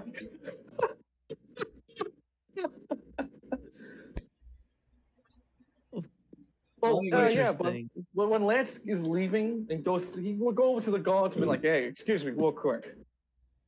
Sorry for that whole scene, Waldo. Which way's the St. Anne's Hotel?" Blinks motherfuckingly. It's in South District. And I'm located in the Northern Bridge area. You'll need to buy a cab to get you down there. Son of a bitch. I'll walk it. What's the worst can happen to me? You can't walk it. There's no walkable streets to connect the districts. It'll take you at least 12 hours in walking. How big is Caribbean? That's the point of it. This whole city is a massive megacity. driving around takes a while too. I've just been trying to make it less, chore. But like realistically, it should be taking you guys quite some hours, like a day or something of traveling between places. My anus. It's supposed to be My big, hands is yes. bleeding. So Fine. I'll go buy a cab. How much is that? highway Your robbery, anus. highway robbery here. To get yourself from this district and the next district down, it's 150 for each district you pass, so it's 300. 300 gold coins? No, Caribbean chips. No, actually, it would be tokens or gold. No, I mean, gold has a different value there in Caribbean because Worthless. well, it's not worthless. It's just it has a greater sense of value since the tokens are considered more valuable, or are Well, look considered the at me. casual cash. So it's 300. It would be 3,000 tokens, but 300 gold. Thank God I'm glitch. Yeah, so I'll just go get a cab. Where can I get a cab from? Uh, I'll order it for you. Thanks. So, Alistair, you're the only one with Falcone and Nero going to the bridge to the demon. Do you want to ask any other questions, follow-ups? Hmm. Uh, Lance, why don't you send that newbie Juniper to help us here too? I think she wants to go for some demon hunting. Can I borrow your phone? Sure. No. No, I was actually the toll booth guy. Can I borrow your phone real quick? Oh, I mean, it's not official, but I really shouldn't let you. I can't make outside calls other than anything within the district. Oh, thank Alistair, you have something I can use to call? pretty sure he has a cell phone, so go for it. Just you just like hot potato toss it over to Lance and he just easily grabs it. Roll a D100 for me, Alistair. Okay. That reminds me, I liked how in the Halloween event you gave some backstory about your character that's relevant. It would make the role easier to pass. So I think that was neat. We should do it outside here too. I will definitely try to make it more of a thing. This isn't one of those relevant roles, but I will definitely keep that in mind. Thank you for Yeah. that. I appreciate that. 100. Yeah, Yeah. 86. So, Lance, you get the phone. It's perfectly fine. You try to turn it on. It's off. Did you charge it? Alistair did No. not charge it. The hell do you mean I didn't charge it? He didn't charge it. I swore I charged it before I got here. You look at the phone. It's quite surely dead. Lance looks at it. Well, no amount of silver magic can fix this. You're tapped out of silver magic anyway. You hear the Yeah. voice in your head say, Shut up, I know that. Lance just like kind of like gets close enough to Alistair to just like easily toss it over without like any incident. Showtime, am I losing it? Showtime Yes. shrugs his shoulders and suggests that maybe it's been the stress of being up all night and not having much sleep lately, especially since you were watching the events of the silver light in the sky, which you didn't even ask Lance about yet. Hey, what was all that all about? That silver stuff in the sky. Oh, you mean God Shattering Storm? When you say it, Lance, you hear the violin play. You look around, but there's no violins. It stops immediately after that first violin chord. You know what I'm talking about, right? Yeah, I know. Huh? Yeah. What about it? What is his God shattering star? It's in layman's terms, it's my way of access. With the power of the White Horse Sun, I can tap into the realm of silver and its power. It gives me the form of an avatar within that realm. So an It's avatar change. pretty much. And it allows me to tap into its power. But I only have little limits to it. So you don't see me busting it out every second I do. Well, can't.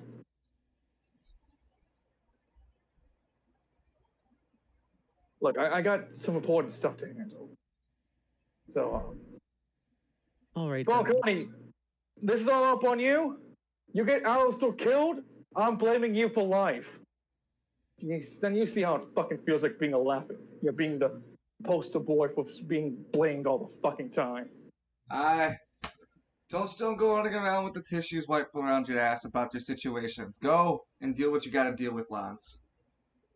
Don't expect me to come wiping your ass when you're up a shit creek as you usually are without us. I didn't even call you up when we could have used your help back in Novus Laboratories for a fucking reason. Because I knew you wouldn't have come.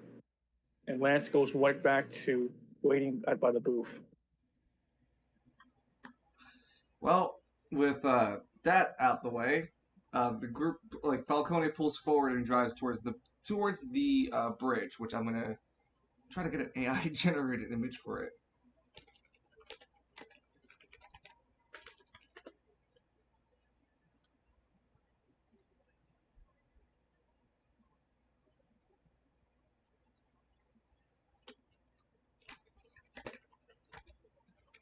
The Beatles didn't break up when what's his face married Yoko Ono, right? Yoko Ono, right? The Squad Zero won't break up over this, right? I knew you were making that kind of reference. Oh no, if Falcone's response was for getting Alistair killed, then maybe. Because you know, Lance, the arbiter of Falcone's destruction and way of life, isn't there to destroy his life. So he should have like utmost ease of handling this problem.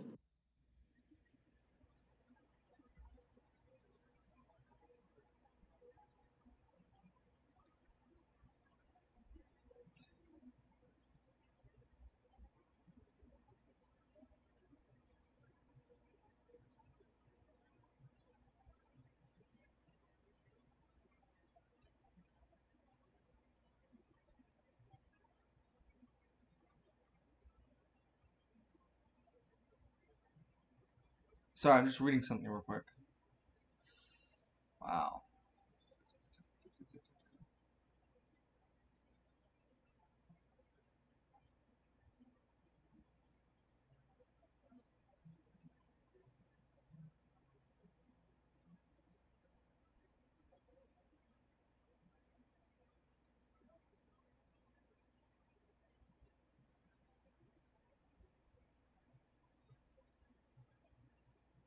Hey, you ain't fucking charging me for shit, bitch.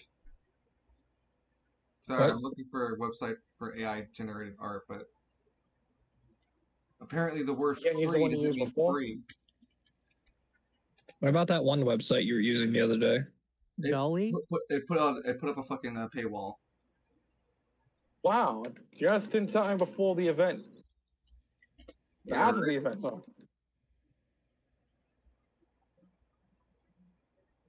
That sucks. No step on the snack. How dare you step on Snack?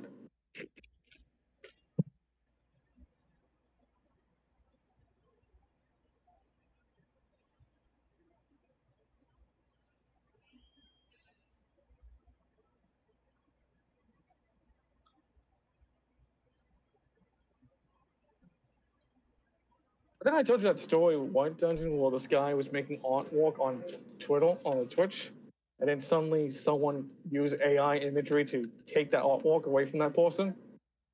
Yeah, that was Just as shitty. fucking hilarious. No, I wish it wasn't an actual thing that happened, but still, you gotta admit the overall event even happening is pretty fucking hilarious. Don't see the humor in that.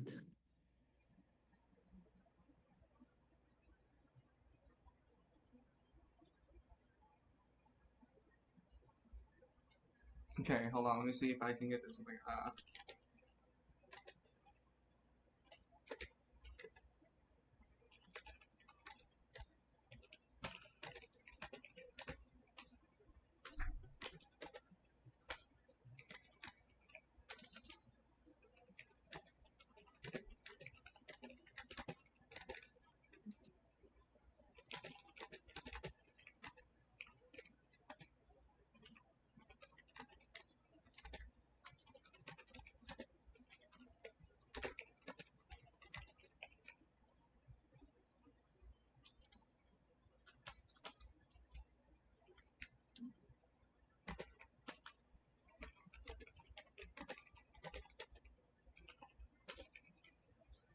Let's see if this goes somewhere.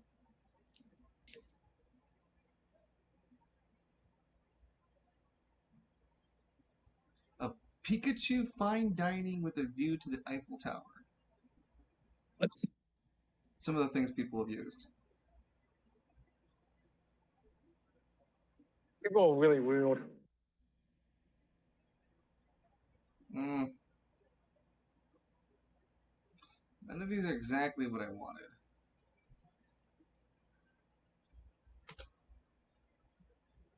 Try it one more time.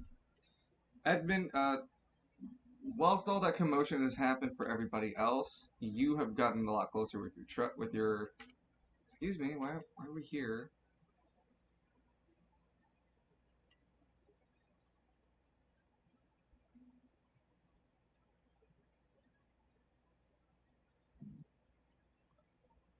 That's a lot better. This one can be something I could use. This one makes the most closest sense. Yeah, this one works perfect.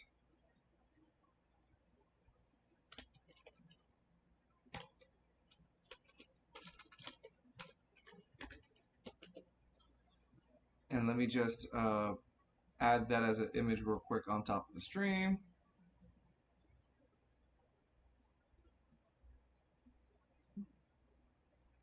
Hold on.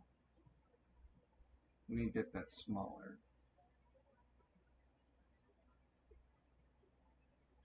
And then we're going to properties.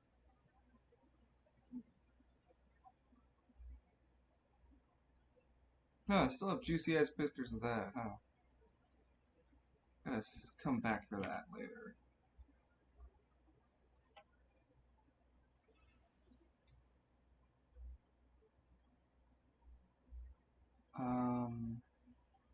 They're in pictures. They're in this here. Open. There we go. And I'll just make the picture a lot bigger for you guys to see on stream. So that's what the highway looks like.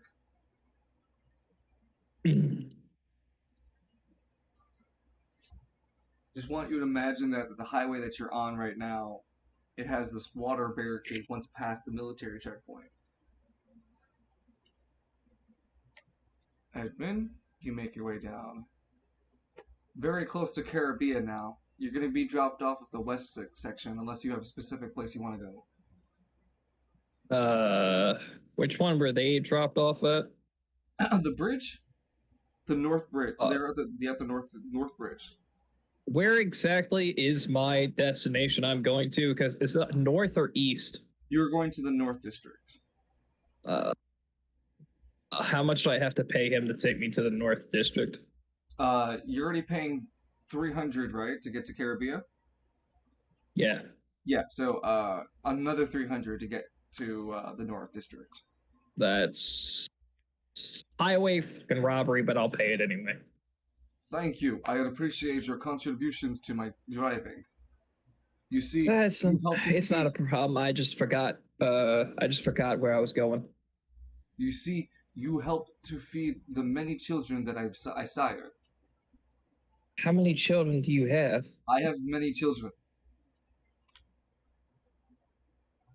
He does not elaborate. Stop asking questions.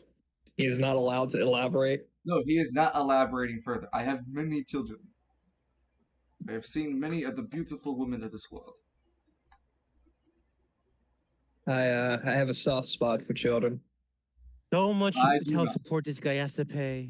What did you say, Dungeon? I do not have a fondness for children.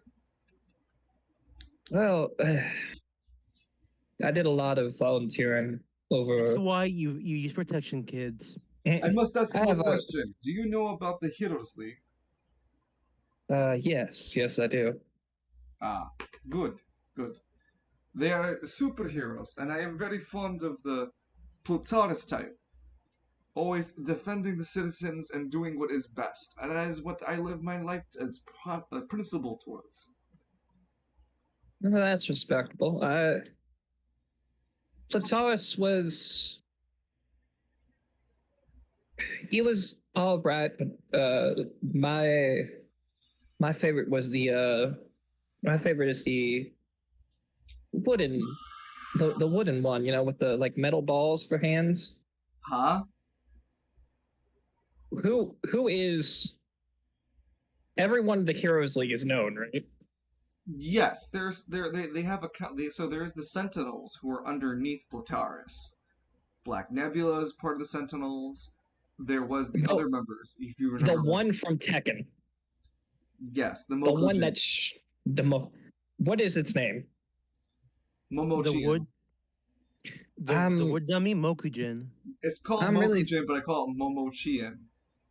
I'm really fond of Momochi, and they really don't seem to get as much love as they should.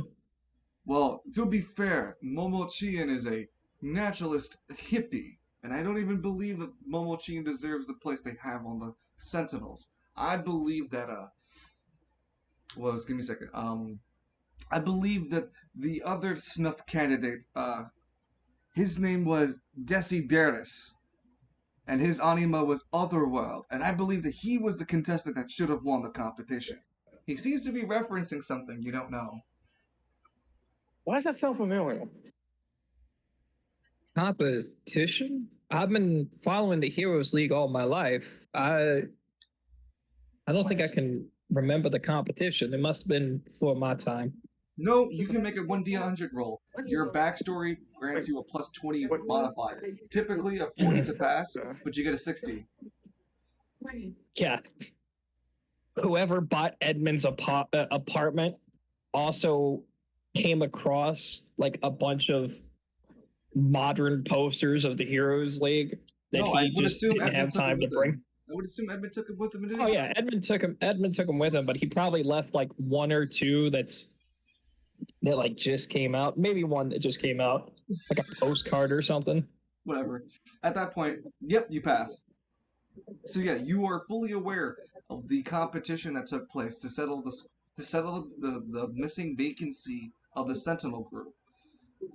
There was a sudden like dispute between members and the growth and the rise of the Heroes League. Because the thing is, the Heroes League was kind of more like a Spiral City, the Spiral only hero defense, and they kind of emerged like that quite some years ago. I would say about 2 or 3 years ago, whilst Novus was still kind of MIA, while going out of public view. That is when Plutaris and the Heroes League sort of emerged. Plutaris was the first of the heroes. Then it became the other heroes of the League, the Sentinels, became slowly but surely dominant figures within the Spiral community as well, showing their either their specific love and passion for like nature, which is Momochian, or the other members which have compassion for specific groups. And because of their combat prowess as well as the ability to help the community, they were chosen as Sentinels, the highest members of the Heroes League, and then they began, as when you guys remembered, the very beginning of the roleplay, their active enrollment for Anima users across the city to just join them. And that is why there is a majority of Anima users not even in the Spiral City.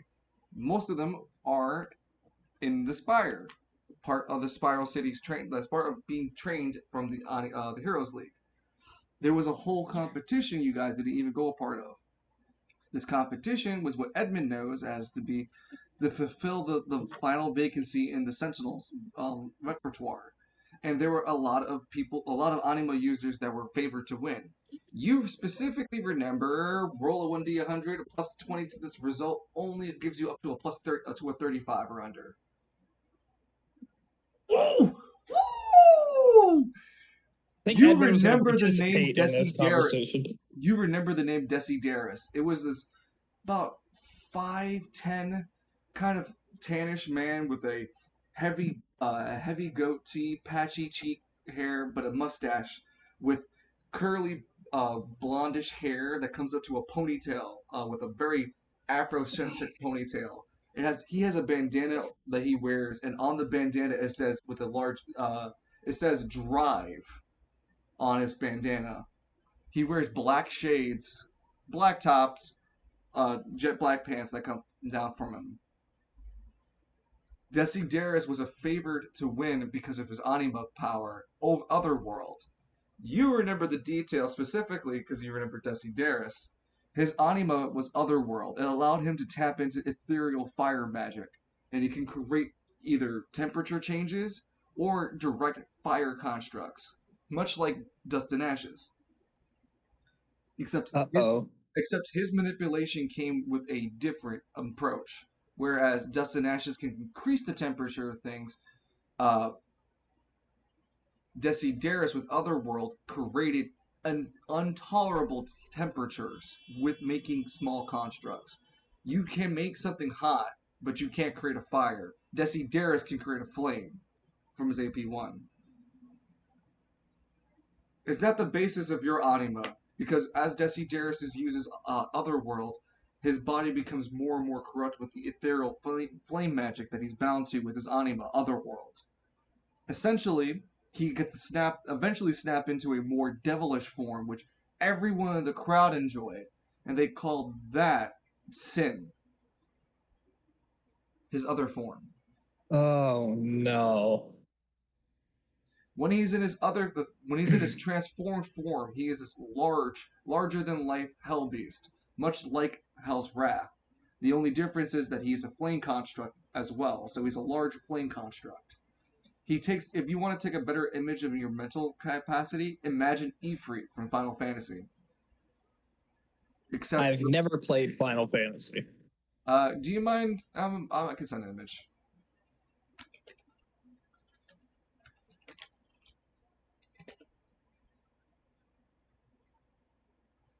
Just the upper half, not the. Oh, I see it. Well, I'll give the specific one. Asura's Wrath looking motherfucker. So he transforms into the upper half, but has no legs, as it's a flame construct. Yeah, exactly. Like how me and Dungeon just happen to pick the same design from the same game. Yep, because it's the best design. Don't at me. I love this E3. Final Fantasy 8. Yep. Ah, the overrated one. Oh wait, no, that was 7. Never That mind. was 7. 8 was the underloved one because no one understand how to junction. And to be fair, junctioning wasn't explained proper in the game, so how could you enjoy it? It wasn't. The manual guide had to teach you how to junction properly. So It was a bit of a weird game, but I still like it. So he transforms into the secondary form, which is an enraged hell beast. So that brings back a memory to you, and you can now recall Desiderius, Otherworld. Oh. What about Desiderus then? Oh. I was actually gonna join that contest, but Oh, you're an anima user? A little bit. I got it around that time. You see him roll up a window and it starts to roll to the middle divider? It's transparent, so you can still see him as he does it. Yeah, I'm sorry. No, it's okay. We can still talk. I just safety precautions, you know? One time I had a guy sneeze in my car and then rainbow liquid just flew out of his nostrils and nearly damaged my console. You can still see the visual damage to his car. Wait, was he an anima user? I don't fucking know what he was on. Anima, drugs. It's hard to tell in Sparrow City nowadays. No, I understand precautions, especially what's going on in Market District and the other districts. So, whilst you're being transported by, what was his name again? Fuck, I forget. Cleohart. Bad apples, you know that saying, bad apples? He doesn't respond to it as the camera focuses back onto Alistair and the 3 men coming out the truck. Alright, Alistair. Stay sharp, look around, and keep your eyes about you. Nero says to Alistair. Yeah, just stay near the car. There's plenty of guns. You can pick whatever you need. Wait, you sure? You sure that's okay? I mean, do you really have everything you need to defend yourself against the demon? I mean, I don't have my anima to help me out with that. Okay, then. And I have reverie, but I'll keep it in mind. Okay. Nero cocks his FNL and puts him pulls it up his shoulder and gets ready to tactically make his way forward as Falcone draws out his shotgun, puts 2 shotgun shells into it, cranks it. Okay, it's time to go bump some heads with some ugly asshole. And they begin walking down the long highway strip. It is dark, as because the strip is on lockdown, only a few of the lights are on. So there's at least 50 feet of gap of darkness in between each of them, each of the light posts. So it's this very eerie, very spotty bridge that's barely lit consistently. There is a very notable section of the bridge, about 100 feet deep, where there is no more lights whatsoever. It goes dark, like real dark. Nero and Falcone make their way to that darkness slowly.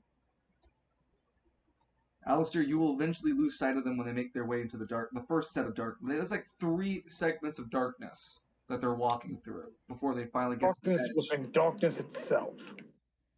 You see the 2 of them walk into the darkness together, and you wait for a Wait bit. for me. Huh? No, I'm saying like wait for me. You gonna follow after them? Yeah, why would I stay behind? Because they told you to stay with the car with the lights on. Oh, right, never mind. Okay, yeah. I'll keep it as close. I'll save the car as they said.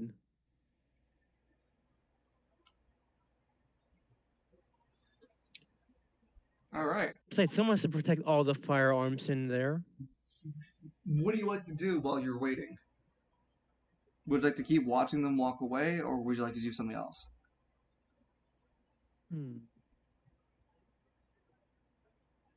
You guys will come back if something is up, right? Nero looks back. Yeah, we'll definitely come back for you, little one. Don't worry, we won't leave you out the fun. All right then. I think Alistair will go back in the car and see if there's like a phone or something, so you can try calling for more assistance just in case. Make a D100 check to see if you find a phone charger. Okay. Your luck is on your side, but just barely. Excuse me, as you do find a archaic phone charger. It's going to take 5 turns for it to charge, at least high enough to make 1 call. Oh God. Yeah, it's very. They should cool. really invest in more updated technology. But When fine, I'll take it. When you look up from the console, you notice that you don't see the guys come back from the shadow. Oh great. I like it to go. I don't like the You vibes watch already. a little bit more, but then you see them emerge and make their way through the second set of lights. They seem rather unfazed and unharmed as they continue to make their way through.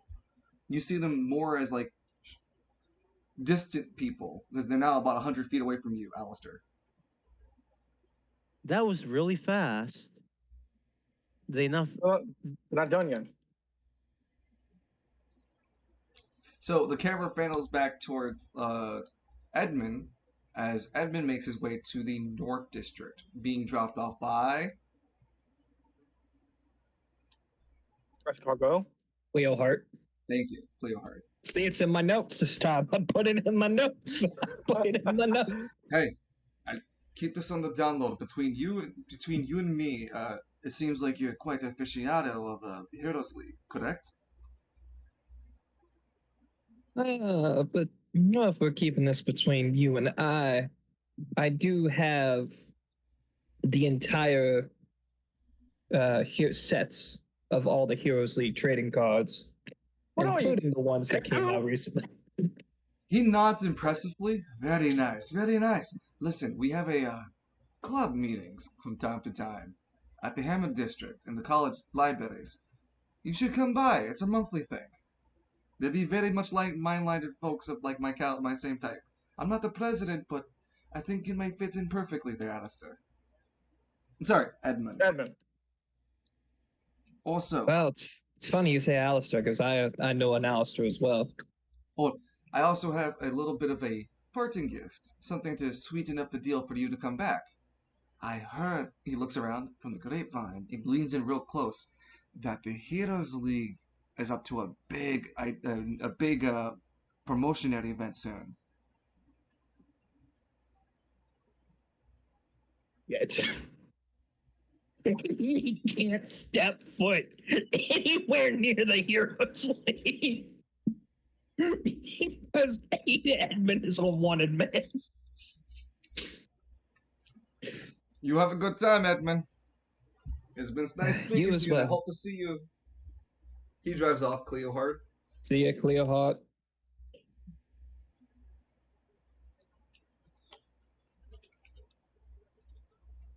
He sighs. Ah, scheiße. He walks up to the I guess he dropped him off at the guard station or the checkpoint or whatever in the Yeah, Caribbean. exactly. The Caribbean. Yep. So he's a fan club member of the Heroes League. Yeah. Yeah. You got invited to the Heroes League fan club. Yeah. Oh, that, yeah. Yeah. Yeah. About And you'll that. also inform that something's big's happening and they might need new recruits. Edmund really fucked up. This guy's first name now, Jenny. You know, it's the best that happens to the best of us. Lance. Wait, did Edmund watch? Wait, hang on, before we continue. Did Edmund see when Lance did the whole thing to. No, wait, Edmund wasn't there. Nope. That's why. He doesn't know what happened to Black Nebula. No, he doesn't. He didn't. Oh, he has no idea. Yeah, because you didn't even ask about the report. However, Edmund wrote the article. Yeah, No, about you the didn't. mistreatment of the market district, not about the things that happened in the undisclosed But district. he knows, but he knows Lance, so that means he's marked automatically by the Heroes League, right? They're probably going to go after him for questioning. I can't confirm or deny that kind of statement. I know exactly what's going on. Yeah, I know. Here, like, Again, why well, I after can't what play Lance- Call of Cthulhu. after what Lance did to Black Nebula. Yeah, that probably would happen, but I can and cannot deny what happened. I don't know Edmund's anything. gonna walk up to the guard. Is Lance there, or has Lance fucked off? No, Lance is at the bridge. Did you mean to go all the way to the bridge or the North District? The North District. Okay, so Lance isn't at the North District. He's at the North Okay, Bridge. good. You make your way to the North District checkpoint, and they just ask for your identification to clarify that you should be here.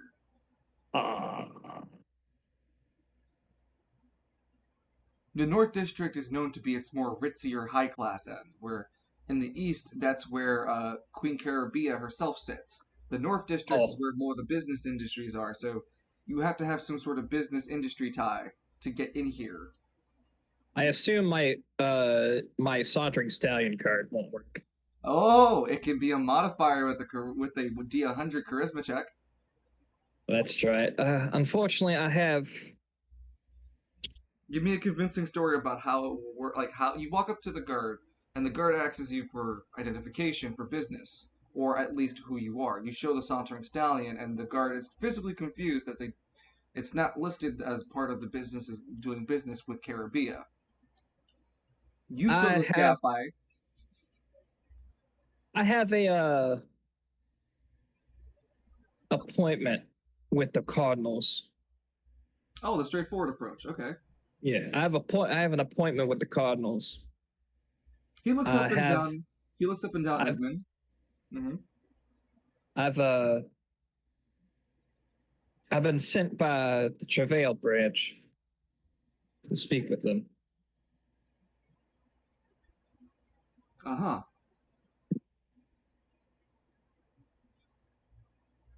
They've got some questions that I need answered. And unfortunately, I can't wait until, well, the end of the month when they go to Travail. It's kind of an emergency.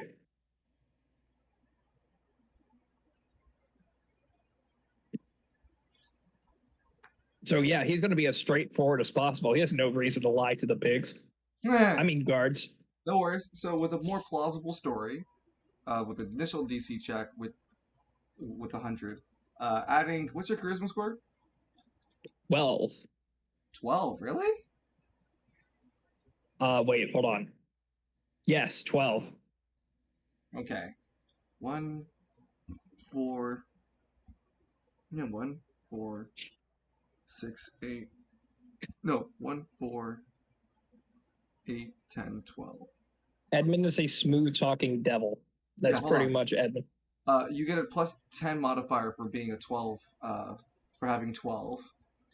And you get a plus 30 modifier for having literally, plus 20 modifier for literally proof of establishment. So go ahead and roll me a D100. I've applied the modifiers. Bowling under. No, he passed. With a 9, yeah. The guard looks you up and down and goes, "Go right in then. If the Cardinals are expecting the sauntering stallion, then it's none of my business to ask further. You can go right along. Just don't." Unfortunately, they didn't tell me. They didn't tell me exactly. They just said go to North Caribbean. He rolls his eyes, figures. The Cardinals like to keep their facilities here, in the dividing line between the east, upper north, what they call the northeast portion of the North District. They own a series of 3 black buildings that take up a warehouse, a regular building, and an apartment complex across the street. You couldn't miss it. I appreciate it kindly. Keep your business minimum and don't cause a trouble. We are watching. You notice that he's wearing the top dollar insignia on his body. Oh, son of a bitch. I was always watching. Oh, no. Oh, no, no. I've been seeing a little kid. He's wearing the top dollar symbol as well. Oh, God. Wearing the same sigil. Queen Caribbean is gonna want me. I'm gonna try to hail a cab. We're gonna go there. No, you can walk your distance here. Oh, I can? Yeah, it's short? Yeah, it's short. Because taking a cab is kind of like pointless, but you still have to roll for an event. I'm not. It's an unknown. I would walk in Gridiron because I know my way around Gridiron, not Caribbean. You're going to get robbed again for taking a cab. It's considered a luxury. Considering how narrow the streets Fine, are. I'll risk the event. It's negative 3,000. Huh. That's so weird. The wanted posters everywhere of this man. The masked man known as Austin. Negative 3,000 gold for a fucking cab. No, go ahead and roll a D100. Especially because JP Morgan hasn't paid me what I'm owed. Roll a D100. Son of a bitch. It was a 60, but you failed. Not all events are things you have to take a part of. As you cross over towards the Northern District, you notice that there's the typical mugging occurring. Just a group of people down on their luck, getting their asses kicked by a couple of top dollar people and extorting them for cash. They seem to be newcomers, and they're crying profusely about the abuse they're taking, hoping that anyone would help them. The top dollar, the guard that was that let me in was the top dollar member, correct? Correct. I'm just gonna keep on walking. Doesn't concern me. You ignore the cries of the innocent. Edmund has seen his fair share of muggings and Gridiron. Just don't get involved. Yep, you just walk away. Because normally they're part of a much bigger thing, and they will normally respect you not getting involved. As you walk fast and you make your way down a corridor, you hear the escalation of violence finally reaches its crescendo with a large crack sound. You don't further look back or give a shit, and you just make your way down as fast as you can down this aisle. So they shot him? No, metal bat clank noise. Oh, God, that's even worse. All this brains all over the floor. You only owed you like what? 20 tokens? Jeez, man. Shut up, all eyes. But Edmund, you make your way down finally. a very specific street. You notice there's a Please tell change me it's of. not Iguana Street. I'll kill you. Gonna. Can you imagine how well I set this up for it to be Iguana Street? Because it's Iguana Street. Son of a. Yeah, you look up and you would see that as you walk up to the district where the housing is, it's literally this large Chinese, not Chinese, Japanese style Torii gate with the banner that reads Iguana Street, and you can see that it goes down quite down some ways, and there's a large black manor, just as the man just described, at the end of the walkway. Great. I'm on Edmund's gonna. Iguana Street. I'm gonna Edmund's get gonna walk. bombed. Edmund's just gonna walk. He's already this deep. You make your way to Iguana Street. As you walk past the Torii gate, there is a complete shift in the vibes of the air. As soon as you step through, it feels like every single person in Iguana Avenue is watching you now. The kids, the people in the bar, the people eating outside, those walking around. You've Yeah. even noticed that Dogs. people turn around and face you specifically. A cowboy just shows up in the Iguana Street. Edmund, I want you to roll a D100 to keep your composure. You're going to add plus 10 to the modifier for your intelligence, because your intelligence is 12, to keep yourself composure.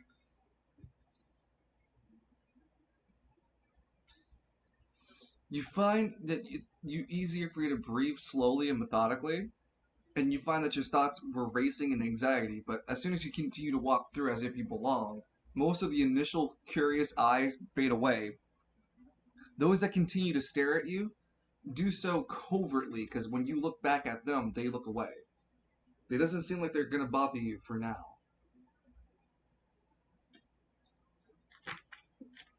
You make your way down Iguana Avenue as Lance picks up the cab. That was Iguana Street. Sorry, Iguana Street. Lance, the cab's come Oh. for you. Roll a 1D100. Oh shit. Ah, well, there goes my chance to talk to this phone. Whatever. Let me just get over there. Ah. Wow, my ankles.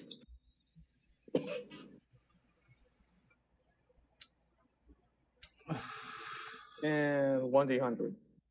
91. The car pulls up. Hi, my name's Cleo Hart. That's where am I taking you? Nice. Take me to. Hang on.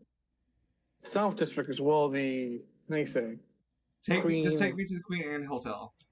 Take me to the Queen Anne Hotel. Oh, you want to go to the hotel? That creepy old place? Sure. 300 credits. I think, sorry, 3,000 tokens or 300 gold. Lance gives off the gold instead. You know. Hey, it's Cleo Hart. Yeah, same guy. I mean, it makes the most sense. So, Lance, you get picked up by Cleo Hart and get driven around towards the south entrance of Caribbean. With that, Alistair, we're back to you. You're in the truck. Oh. Huh? I was gonna so. Not yet. I'm sorry. Okay. Because we just haven't been with Alistair a bit, too. Yep, I'm here. Yeah, you're fine. Just, Alistair, you are now in the car waiting for your phone to charge. It is 4 more turns before it fully charges. What do you want to do? If anything, you're still in the truck watching the guys walk. They're about to approach the second darkness. I guess I'll keep observing them because there's not much else I can do but say to wait for the phone to charge. You can look around the truck too. Take a better Alright, sense of your surroundings. yeah, we can do that. You notice that you're parked on the right side of the road, where the bridge is actually looking over on the right side towards the water side. By looking over where you are in the car, it's really hard for you to see the ocean. And if you do see it, it's hard to tell if it's the ocean or not. To you, it's just a black abyss of no light whatsoever. In the back seat that you're sitting in, where there is barely any more space, you can look over your shoulder and see that there's a stockpile of ammunition and guns laid out on top of each other. No, actually, the guns are laid up on the walls as ammunition's put into boxes, and there's staging locations for people to load the guns and ammunitions into each other. It seems pretty well kept and clean for such a meticulous gun nut like uh, Father Nero. Finally, if you look out to your sides, like to the left side of the down street, you just notice that it seems to be a rather clear night, and that there it seems to be there is no stars in Spiral City, um, and the night sky changes color due to the night sky is just a dimmed color of the current color of the sky, which you would note that the current color of the sky is a darkish yellow. Oof. Top of the city. How on earth is the sky Technicolor? And where do the stars That- go?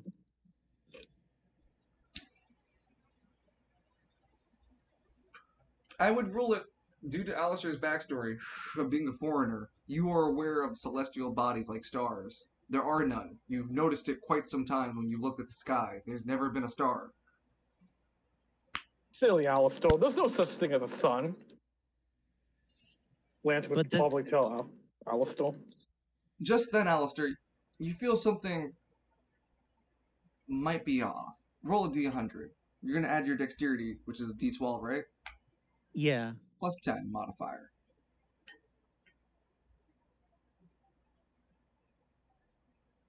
$37. And then with the D12, I just roll it once and. No, you don't have to roll anything. After that, you're fine. Okay. So I'm just thinking, yeah, that'll work for me. So, Alistair, you start to feel a movement in the anima force. It's hard to tell. It's foreign. It's invasive. It feels like being around Novus's labs again. Oh no. As you're having this moment, you notice that the guys walk into the darkness again, the second time.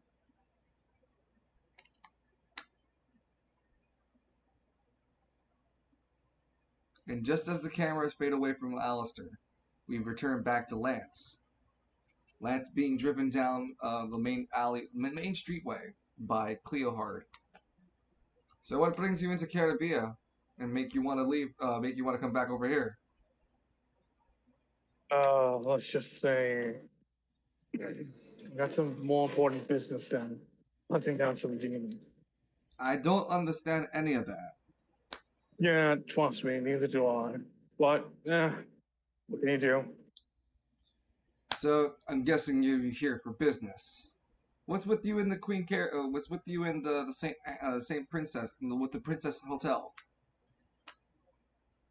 I think it might help me out with something I'm missing. Then the same hotel we stayed at where we got all spooked. Yeah.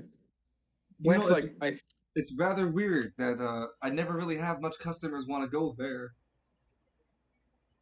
Yeah, I don't blame them. It's a pretty fucked up place. So why are you going? I think it might fix something that's in me.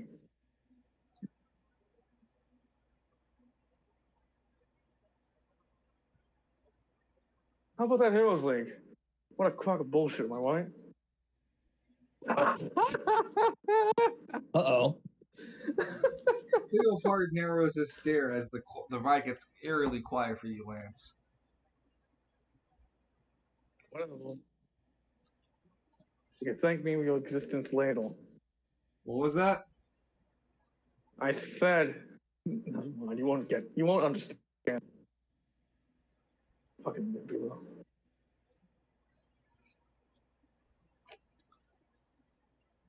Lance, as you're being driven towards the entrance of the South District, Edmund, you make your way down halfway through Iguana Street. It is there that a man stands up from one of the restaurants nearby. As you are approaching, you see that there's a group of 4 sitting outside with another group of men. They all seem to kind of stare at you for a bit, but one man stands out in particular. He wears this kind of Ushanka-ish type hat that covers his head, an orange olive, not orange, purple olive Yellow color. no, not yellow, purple attire. When you come up, he stands up. He's about 4'7". Shorter Not than I am? 4'7", yeah. He's 4'7". So, what are you doing over here, huh? What do you need? It's a leprechaun, oh god.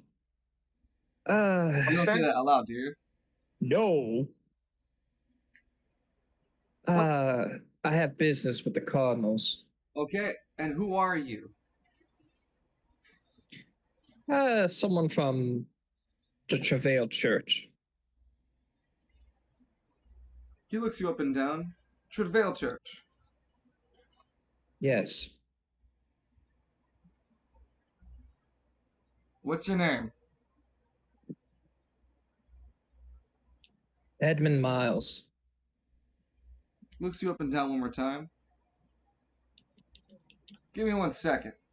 He walked away. He goes over to join the main group of people. They talk over this man, the vertically impaired man points at Edmund. The vertically impaired man. Several of the men talk with each other before finally he returns with a man who stands about 5'11", with shortish brown hair with a crowning bowl top coming up. He has a rosy red nose and looks at you with rather uncaring and unmoving eyes. So you're the guy that Short Charge is worried about. No, Ezekiel's worried about. Yeah, it's the dude.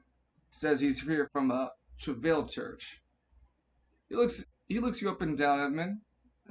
And what exactly is it you want with the Cardinals? As he points over to a rosary hanging around his neck, indicating he's a father. I didn't under. Excuse me, Father, for my rude, foolish intuitions coming in. All's forgiven is just we have sacred prayers specifically at churches, and this is not a church. This section is not where we worship. So there's other such things that go in the name of the Lord. Do you understand? I understand. It's just I have a Sorry, name of the question. gunsmith. That's what I meant to say. I have a question for at least someone higher up about the Travail Church in general. You see, there's a phone inside the Travail Church. Oh, you're trying to figure out who owned the building before you guys? There's a Yeah. treasurer. Yeah, you can speak to the treasurer, Jebediah. A lot of places. Yeah, because unfortunately, I found out I could use that phone. Hey, look, if you need to talk to Jebediah about the building structure and all that, I'll walk you over to him. I would appreciate that, Father. Father Burbity, pleasure to meet you. Pleasure to meet you too, Edmund. I assume he shakes out his sticks out his hand to Nope, doesn't give a shit, walks past you. shake. Treats What you was with his name very again? little. Father what? Father Burgundy. Burgundy? Or Burgundy. Bourbon D. Bourbon. Aye.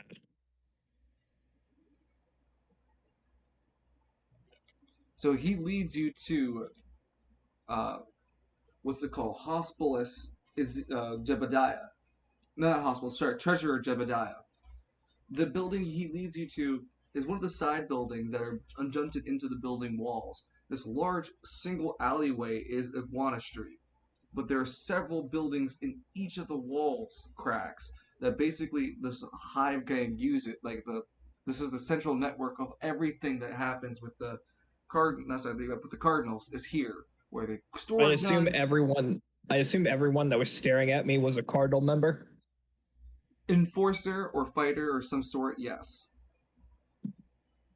As when you get even deeper to their nest is where their actual business lies, and you can see that you have to walk up certain scaffolding to get to certain offices, which you have to eventually do to reach the treasurer, as the treasurer lives on the 5th floor of the left complex building, and you have to actually go up this rickety ass scaffolding that has zero OSHA check marks. It's completely violating several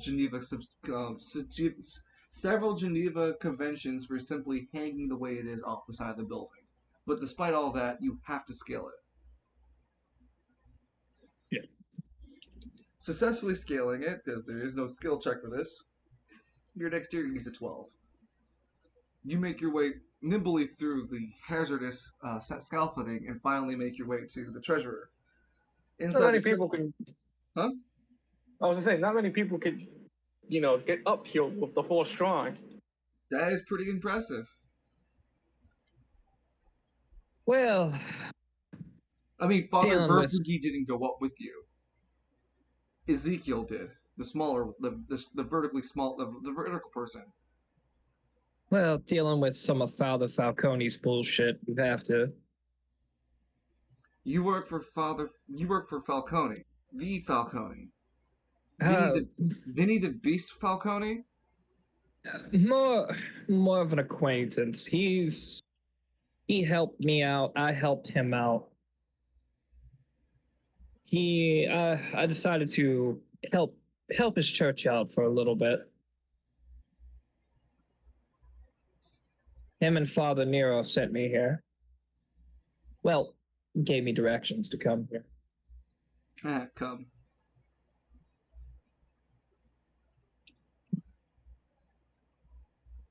Okay, well. The treasurer Jebediah looks at the two of you. So, what can I do then for you? I'm here about fertilizing. Oh dear. Well, we're already running a business there, transaction for Falcone and his. Don't get me shot.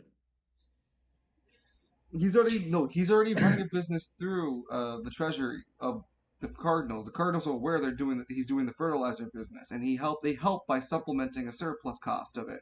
Falcone gets 1,000 on top of it. Damn. He doesn't see the 1,000 extra gold that he gets from the fertilizer supplement because he has to use that to get the stuff that he needs to keep it going. So he doesn't pay anything out of pocket because the Cardinals are paying it for him. Yeah. After a few fertilizer runs, I came to really somewhat despise the smell of rosemary. So, is there any other? Jebediah speaks up. Is there any other business I can help you with? His room is adorned with several large pots, hanging pots, sitting pots, pots filled with stuff, pots filled not with stuff. But there are a lot of fucking pots in this room. Who owned the church before the Cardinals? Excuse me, by the way. Gesundheit. And he looks through rummaging through some paperwork. There's only one man's name that comes up here. He finally finds it. Early establishment is the last known occupation before it got to our hands, which was in the earlier stages of the church's founding, which at that point it was more of a staging area. But much of what we've recorded as inventory has been pretty much the same for about 8 to 10 years. Its original acquisition was in the original creation and acquisition thereof of the church was established in 11XX.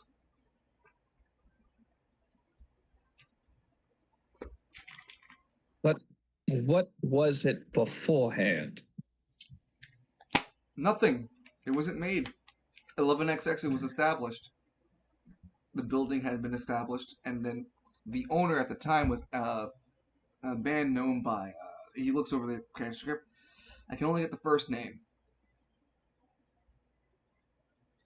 Alexander.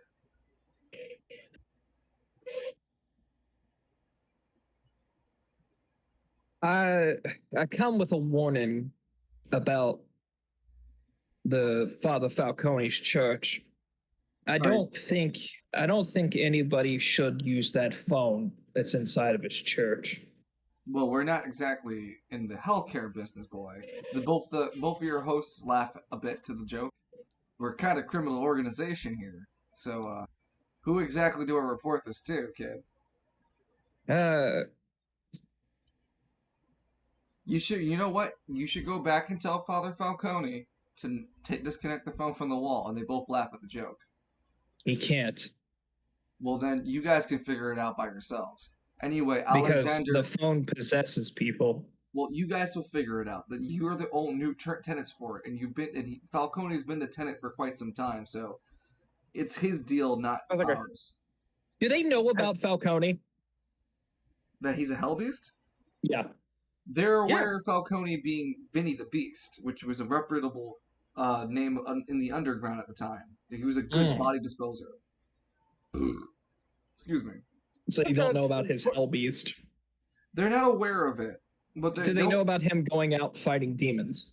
No, they're not aware of that. They just know that Falcone pays. He's a treasurer, so he knows that Falcone pays, his due diligence, and that Falcone also gets a supplement from the treasury of the Cardinals to help for the fertilizer business. He doesn't know specifically Falcone or has met him, but does know the rumors of the man and does know he has business with him. So anyone else would know about anything about anybody else who might know more about this? About what? About Alexander and... No, your trail will go cold here. Out of character. No. Alexander seems to be your only other lead, unless you find a place where it holds really old records of Spiral City. This is not that place. Quick, treasure veil the library. Yeah, apparently. Well, I do appreciate y'all's time. Hold on. 1,000 gold pieces for the time. The treasurer holds his hand out greedily. 1,000 gold pieces or Father Nero's gun? 1,000 gold pieces. Oh, your kneecaps. Because unfortunately, I have one of Father Nero's guns. That's right. No, I'm just saying. Do you want it returned? Do I have where? Do you know where Father Nero is? Nero? Also, no. I'm just the treasurer at Jebediah. But I do have a warning for the Cardinals. Okay, all right. So is this something that the Cardinals can actually worry about, or is it another spooky phone, or is it a spooky toaster? They both laugh. Do you have any anima users in the Cardinals? The few members of the Cardinals are considered powerful anima users that use relics with themselves. So yes. And I assume you're aware about the Market District lockdown?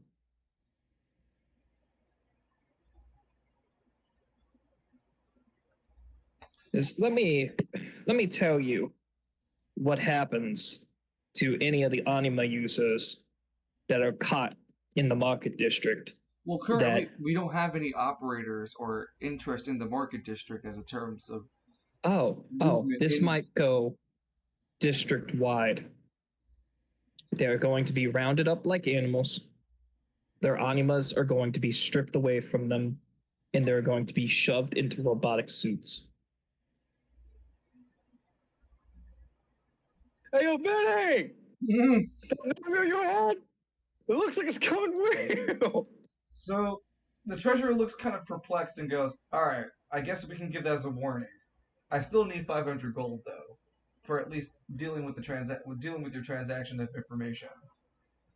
I wait goddamn robbery, but Edmund's gonna pay the 500 gold. You know how it is in Caribbean. Everything's about gold. Yeah. So with that, the Cardinals take the information that the concern about their own anima users, and they'll take in consideration about countermeasures to handling it in case that such a situation does happen. Well, district wide. Any other business you want to do with the Cardinals before we fade away? Yeah, I'm gonna blow up the Treasury office. That's fine. You walk out and you blow it up using Dust and Ashes. Full power, 3 power. Dust and Ashes. Total power. Full power. He's gonna kill himself and everyone around him. Yeah. He's gonna. Yeah. Fucking. Just. That's accurate. It is accurate. All Eyes getting a Now I hard know the on. name. Yes, that's the name. All Eyes is getting a hard on. Yes. So anything else with the Cardinals? Or no? Uh, not particularly. That actually went better than expected. So the camera moves over to Lance. You're in the South District, boy. You're at the front of the Princess Anne Hotel. So how much I owe you? 300. Yep. And the sooner That's you going pay for- me, the quicker the fuck I'm out of here. Enjoy your time in this terrible ass hotel. Yeah. Hey, real quick. What? How much is a cab ride to get back all the way to West Bay from here?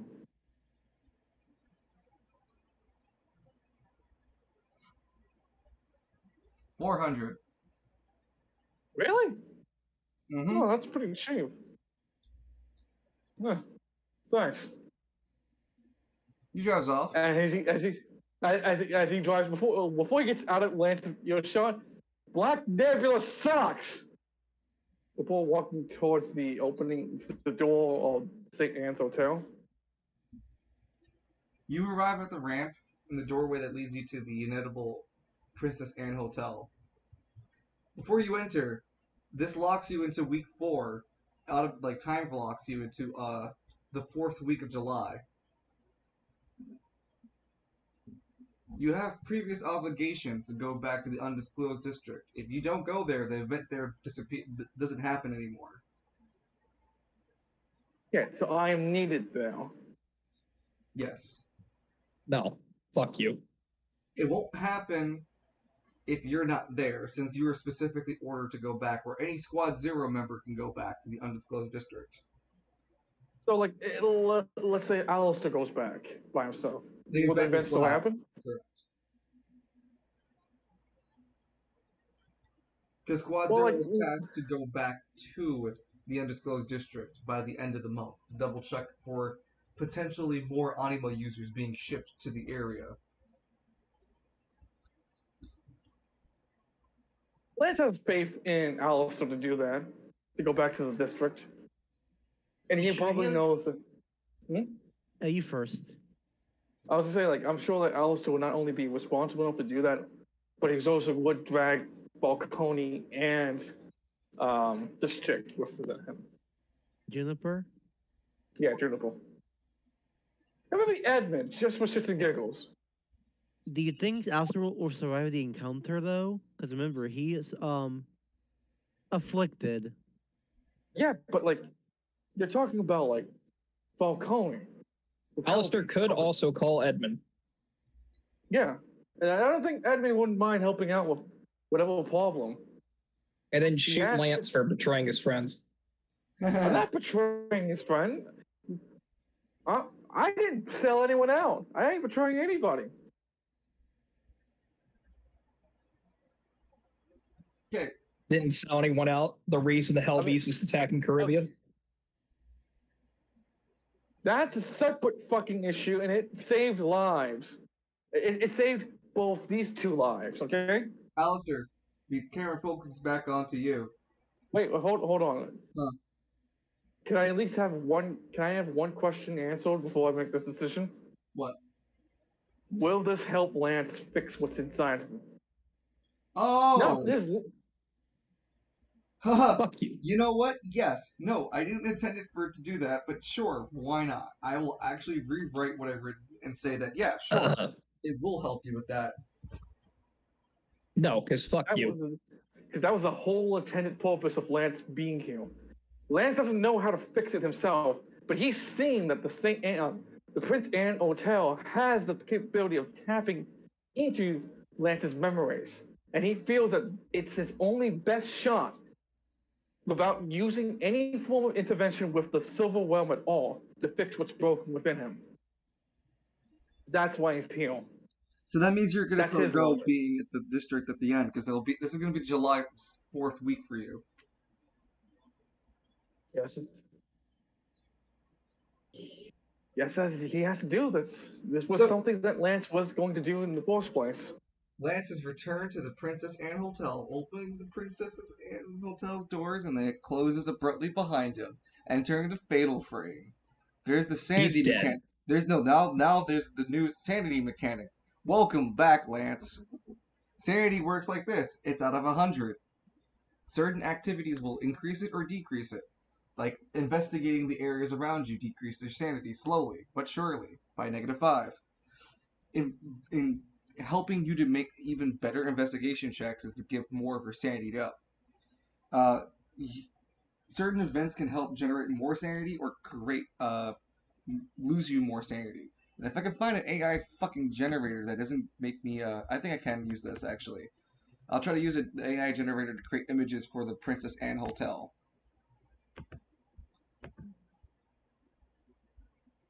Are you ready for your travel in the Princess Anne Hotel? Whatever.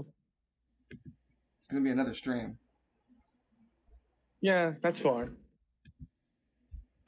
So Lance is chrono locked. Lance will not emerge until the beginning of what's it called? The beginning of the first week of August. August. Yep. Edmund, you're already done for your week, so you're gonna return. Where are you returning now? Uh,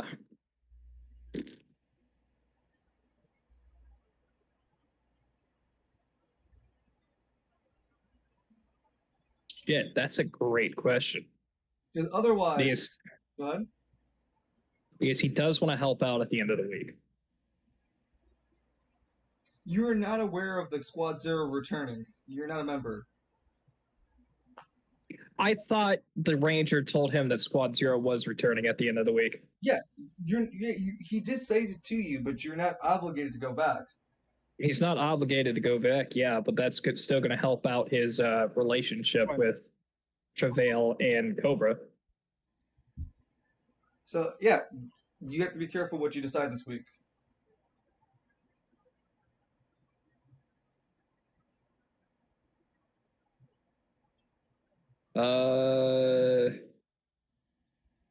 I guess he.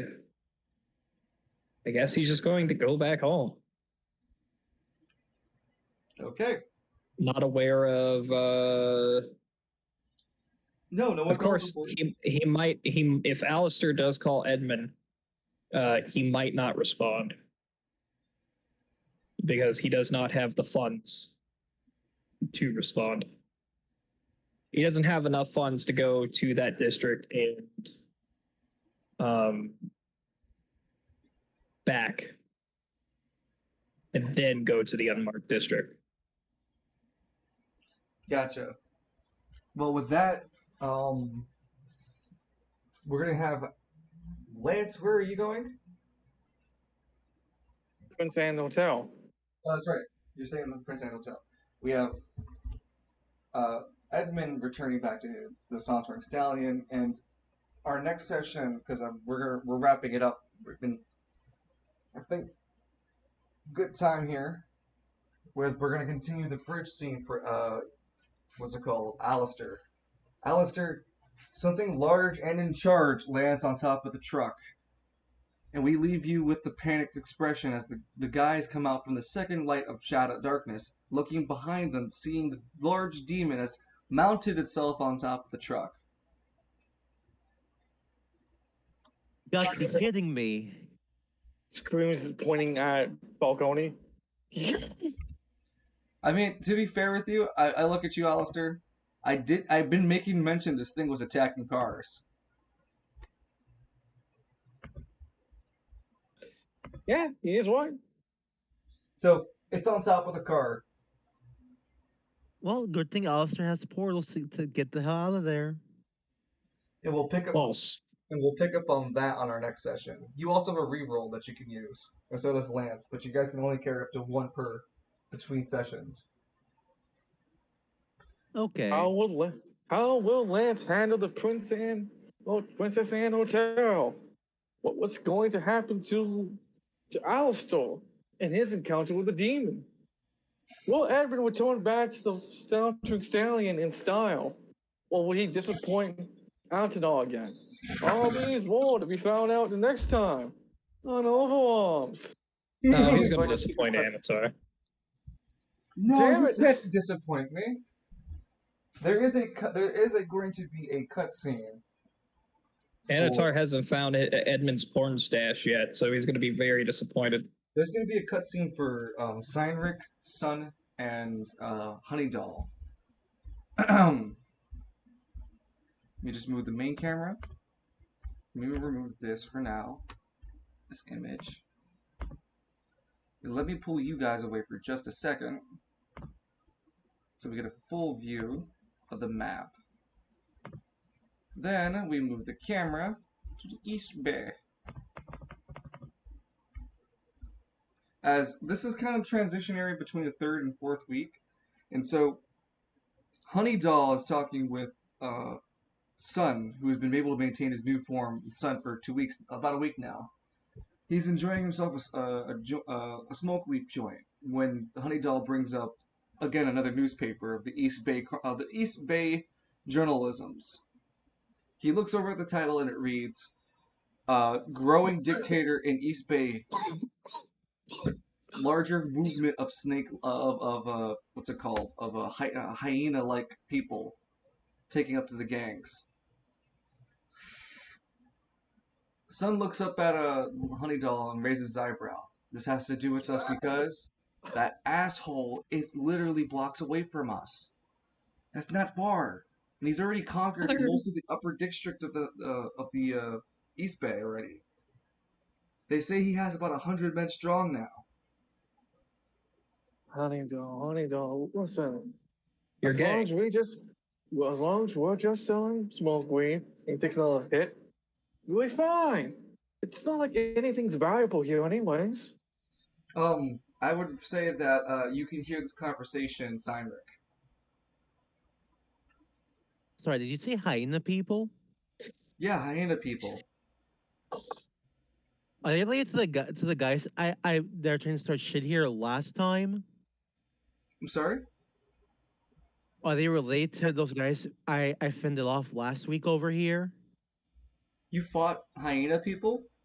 Oh no, I'm asking if there any of the people we fought last time. Because there are people starting shit over here, remember? He wants to know if they're related, or these two groups are related. He's asking if the people that attacked the last time, all they related to the hyena. Well, who attacked last? No, that was an indiscriminate gang that attacked the last time. No, that was just some random group of people fucking around with the dispensary. But this is a completely different situation where it's like, um, a new gang is taking like large control over large portions of East Bay, which hasn't been a thing since for some time. And now this newcomer to the field is really can change up the environment of East Bay.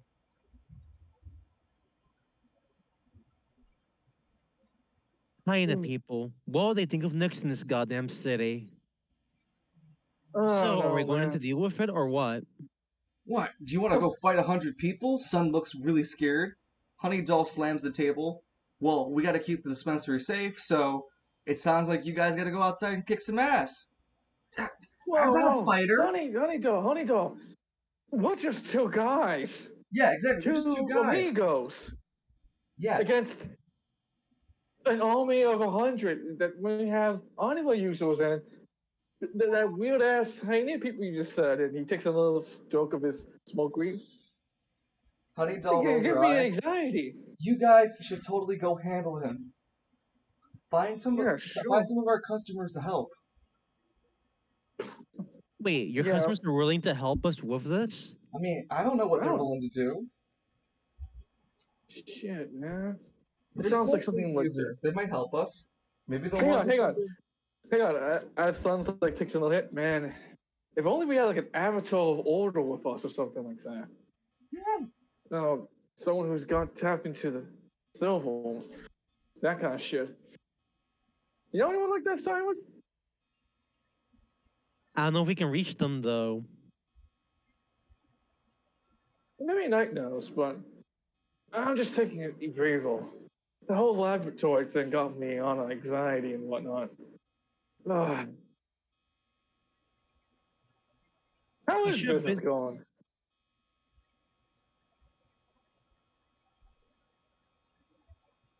So yeah, I guess. So you're saying so your customers here are also renowned anime users? I don't even know that. Shit, I just know that they're smoke leaf users.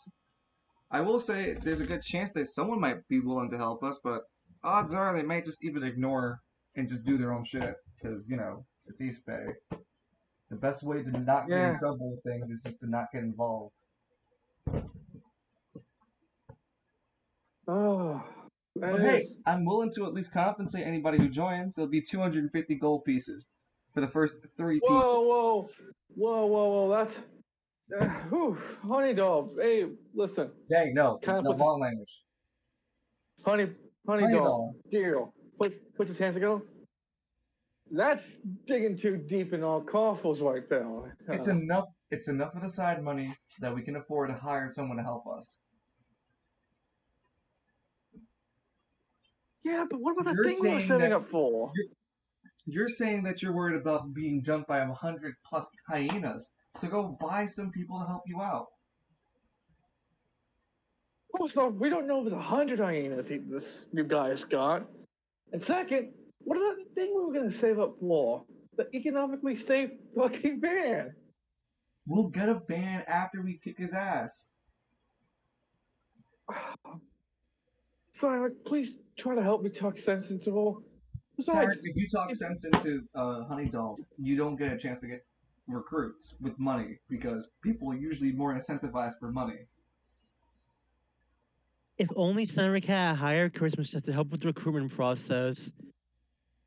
Christmas time is quick. Wait a minute. So what's Tyler gonna it's do? not like they're gonna. It's not Well, like they're gonna knock it on. I think he's not going to stand by and let this happen. Cause let's see. First off, we don't want them fucking around with this dispensary. Two, he might go a little bit famous from this. Imagine taking out 100 of those hyenas. He'd be well Oh, known, and that could be help him find Pandora. your Looking for priorities are Pandora. weird. Sun acts quizzically. Because the thing is, you never really talked to Sun before. And he wants to get to know Sun a little. Well, you haven't He talked to wants Sun before. He just goes Pandora. Yeah, Pandora is an avatar. She's one of the avatars of the Silver.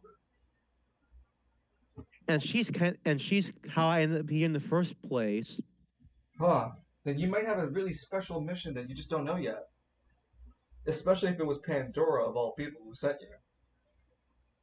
It's not Hey, like I gotta go. it's not like she sent me. She's more like she woke some anima with some other guy, and that guy tried to kill me. That's when I got my anima awakened, and a time of jobless, and now I'm in the city. So say that one more So time for me. I'm sorry. Sorry, I'm smoking too much. Say that again. I'm high. it's not like she sent me. It's more like I don't know what she's doing, awakening these random people. But one of them tried to kill me, so I fought them back in self-defense, and that place wrecked. That wrecked where I worked. So now that's how I end up jobless and in the city. So she owes me for wages lost, to put it lightly. Okay, well, Pandora is an avatar. She's one of the connecting physical connections towards the Silver.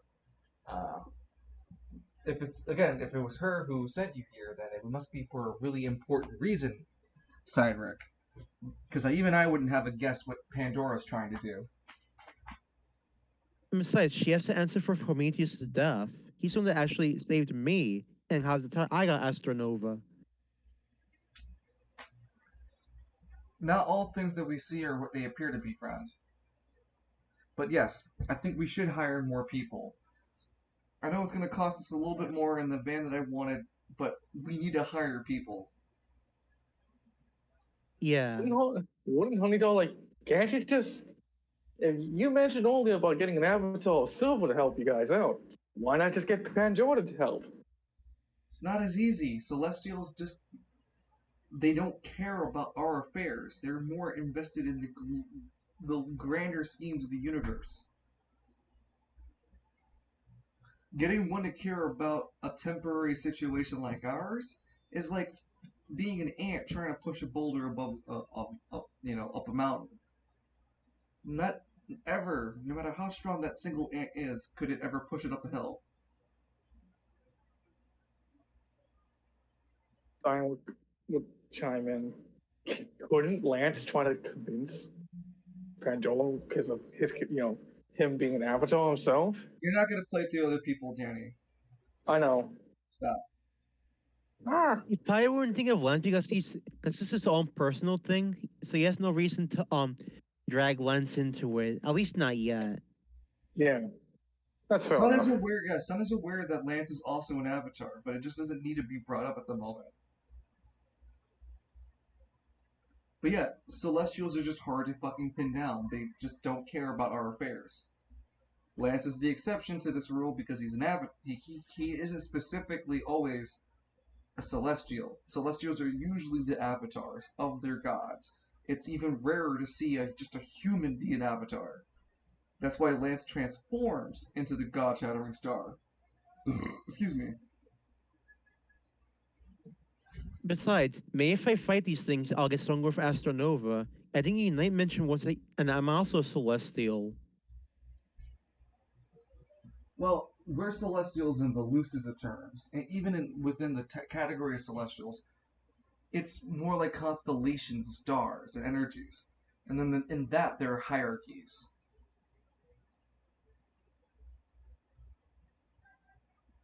I see. Yeah, we're part of the constellation. We're both part of constellation minors, constellation majors, and then there's conceptualization stars, which are like the crab, the horse, and all those that people actually point the stars for. And the highest of the Celestials then is just Celestial, the title itself. So what is like Moon or Night is a high celestial? Nope, Or he's is a he still Celestial like minor as well. fucking prick? He acts like he's a big shot. He is a big shot. No, Big he's shot not. is in your nuts. It's a big shot. Did ya? So with that would end the cutscene. I hope you guys enjoyed today's session. Is there any did. comments, questions, concerns? No. Not that I can think of. All right.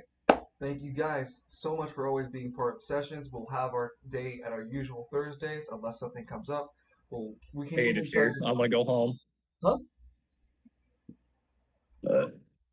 I hate it here. I'm gonna go home. You're going back to the solitary stallion. Don't worry. The next session we'll finish up the demon fight for the group, the bridge, including Alistair, Nero, and Falcone. For Lance, we're going to begin his journey in the Princess's Anne Hotel. And then we're going to continue with Alistair's adventure around Spiral City. We can do the Prince Anne Hotel like on a separate stream together to save kind of like how we did with the Ballad of Austin. Lance's solo event. Lance's first of many solo adventures. Thanks for the event. I'll step out because I gotta go to the bathroom. Take it easy. Yep. Okay. Later. I'm gonna hang up the stream, and I'll be in voice chat for a bit more. You can hang up these nuts. No. God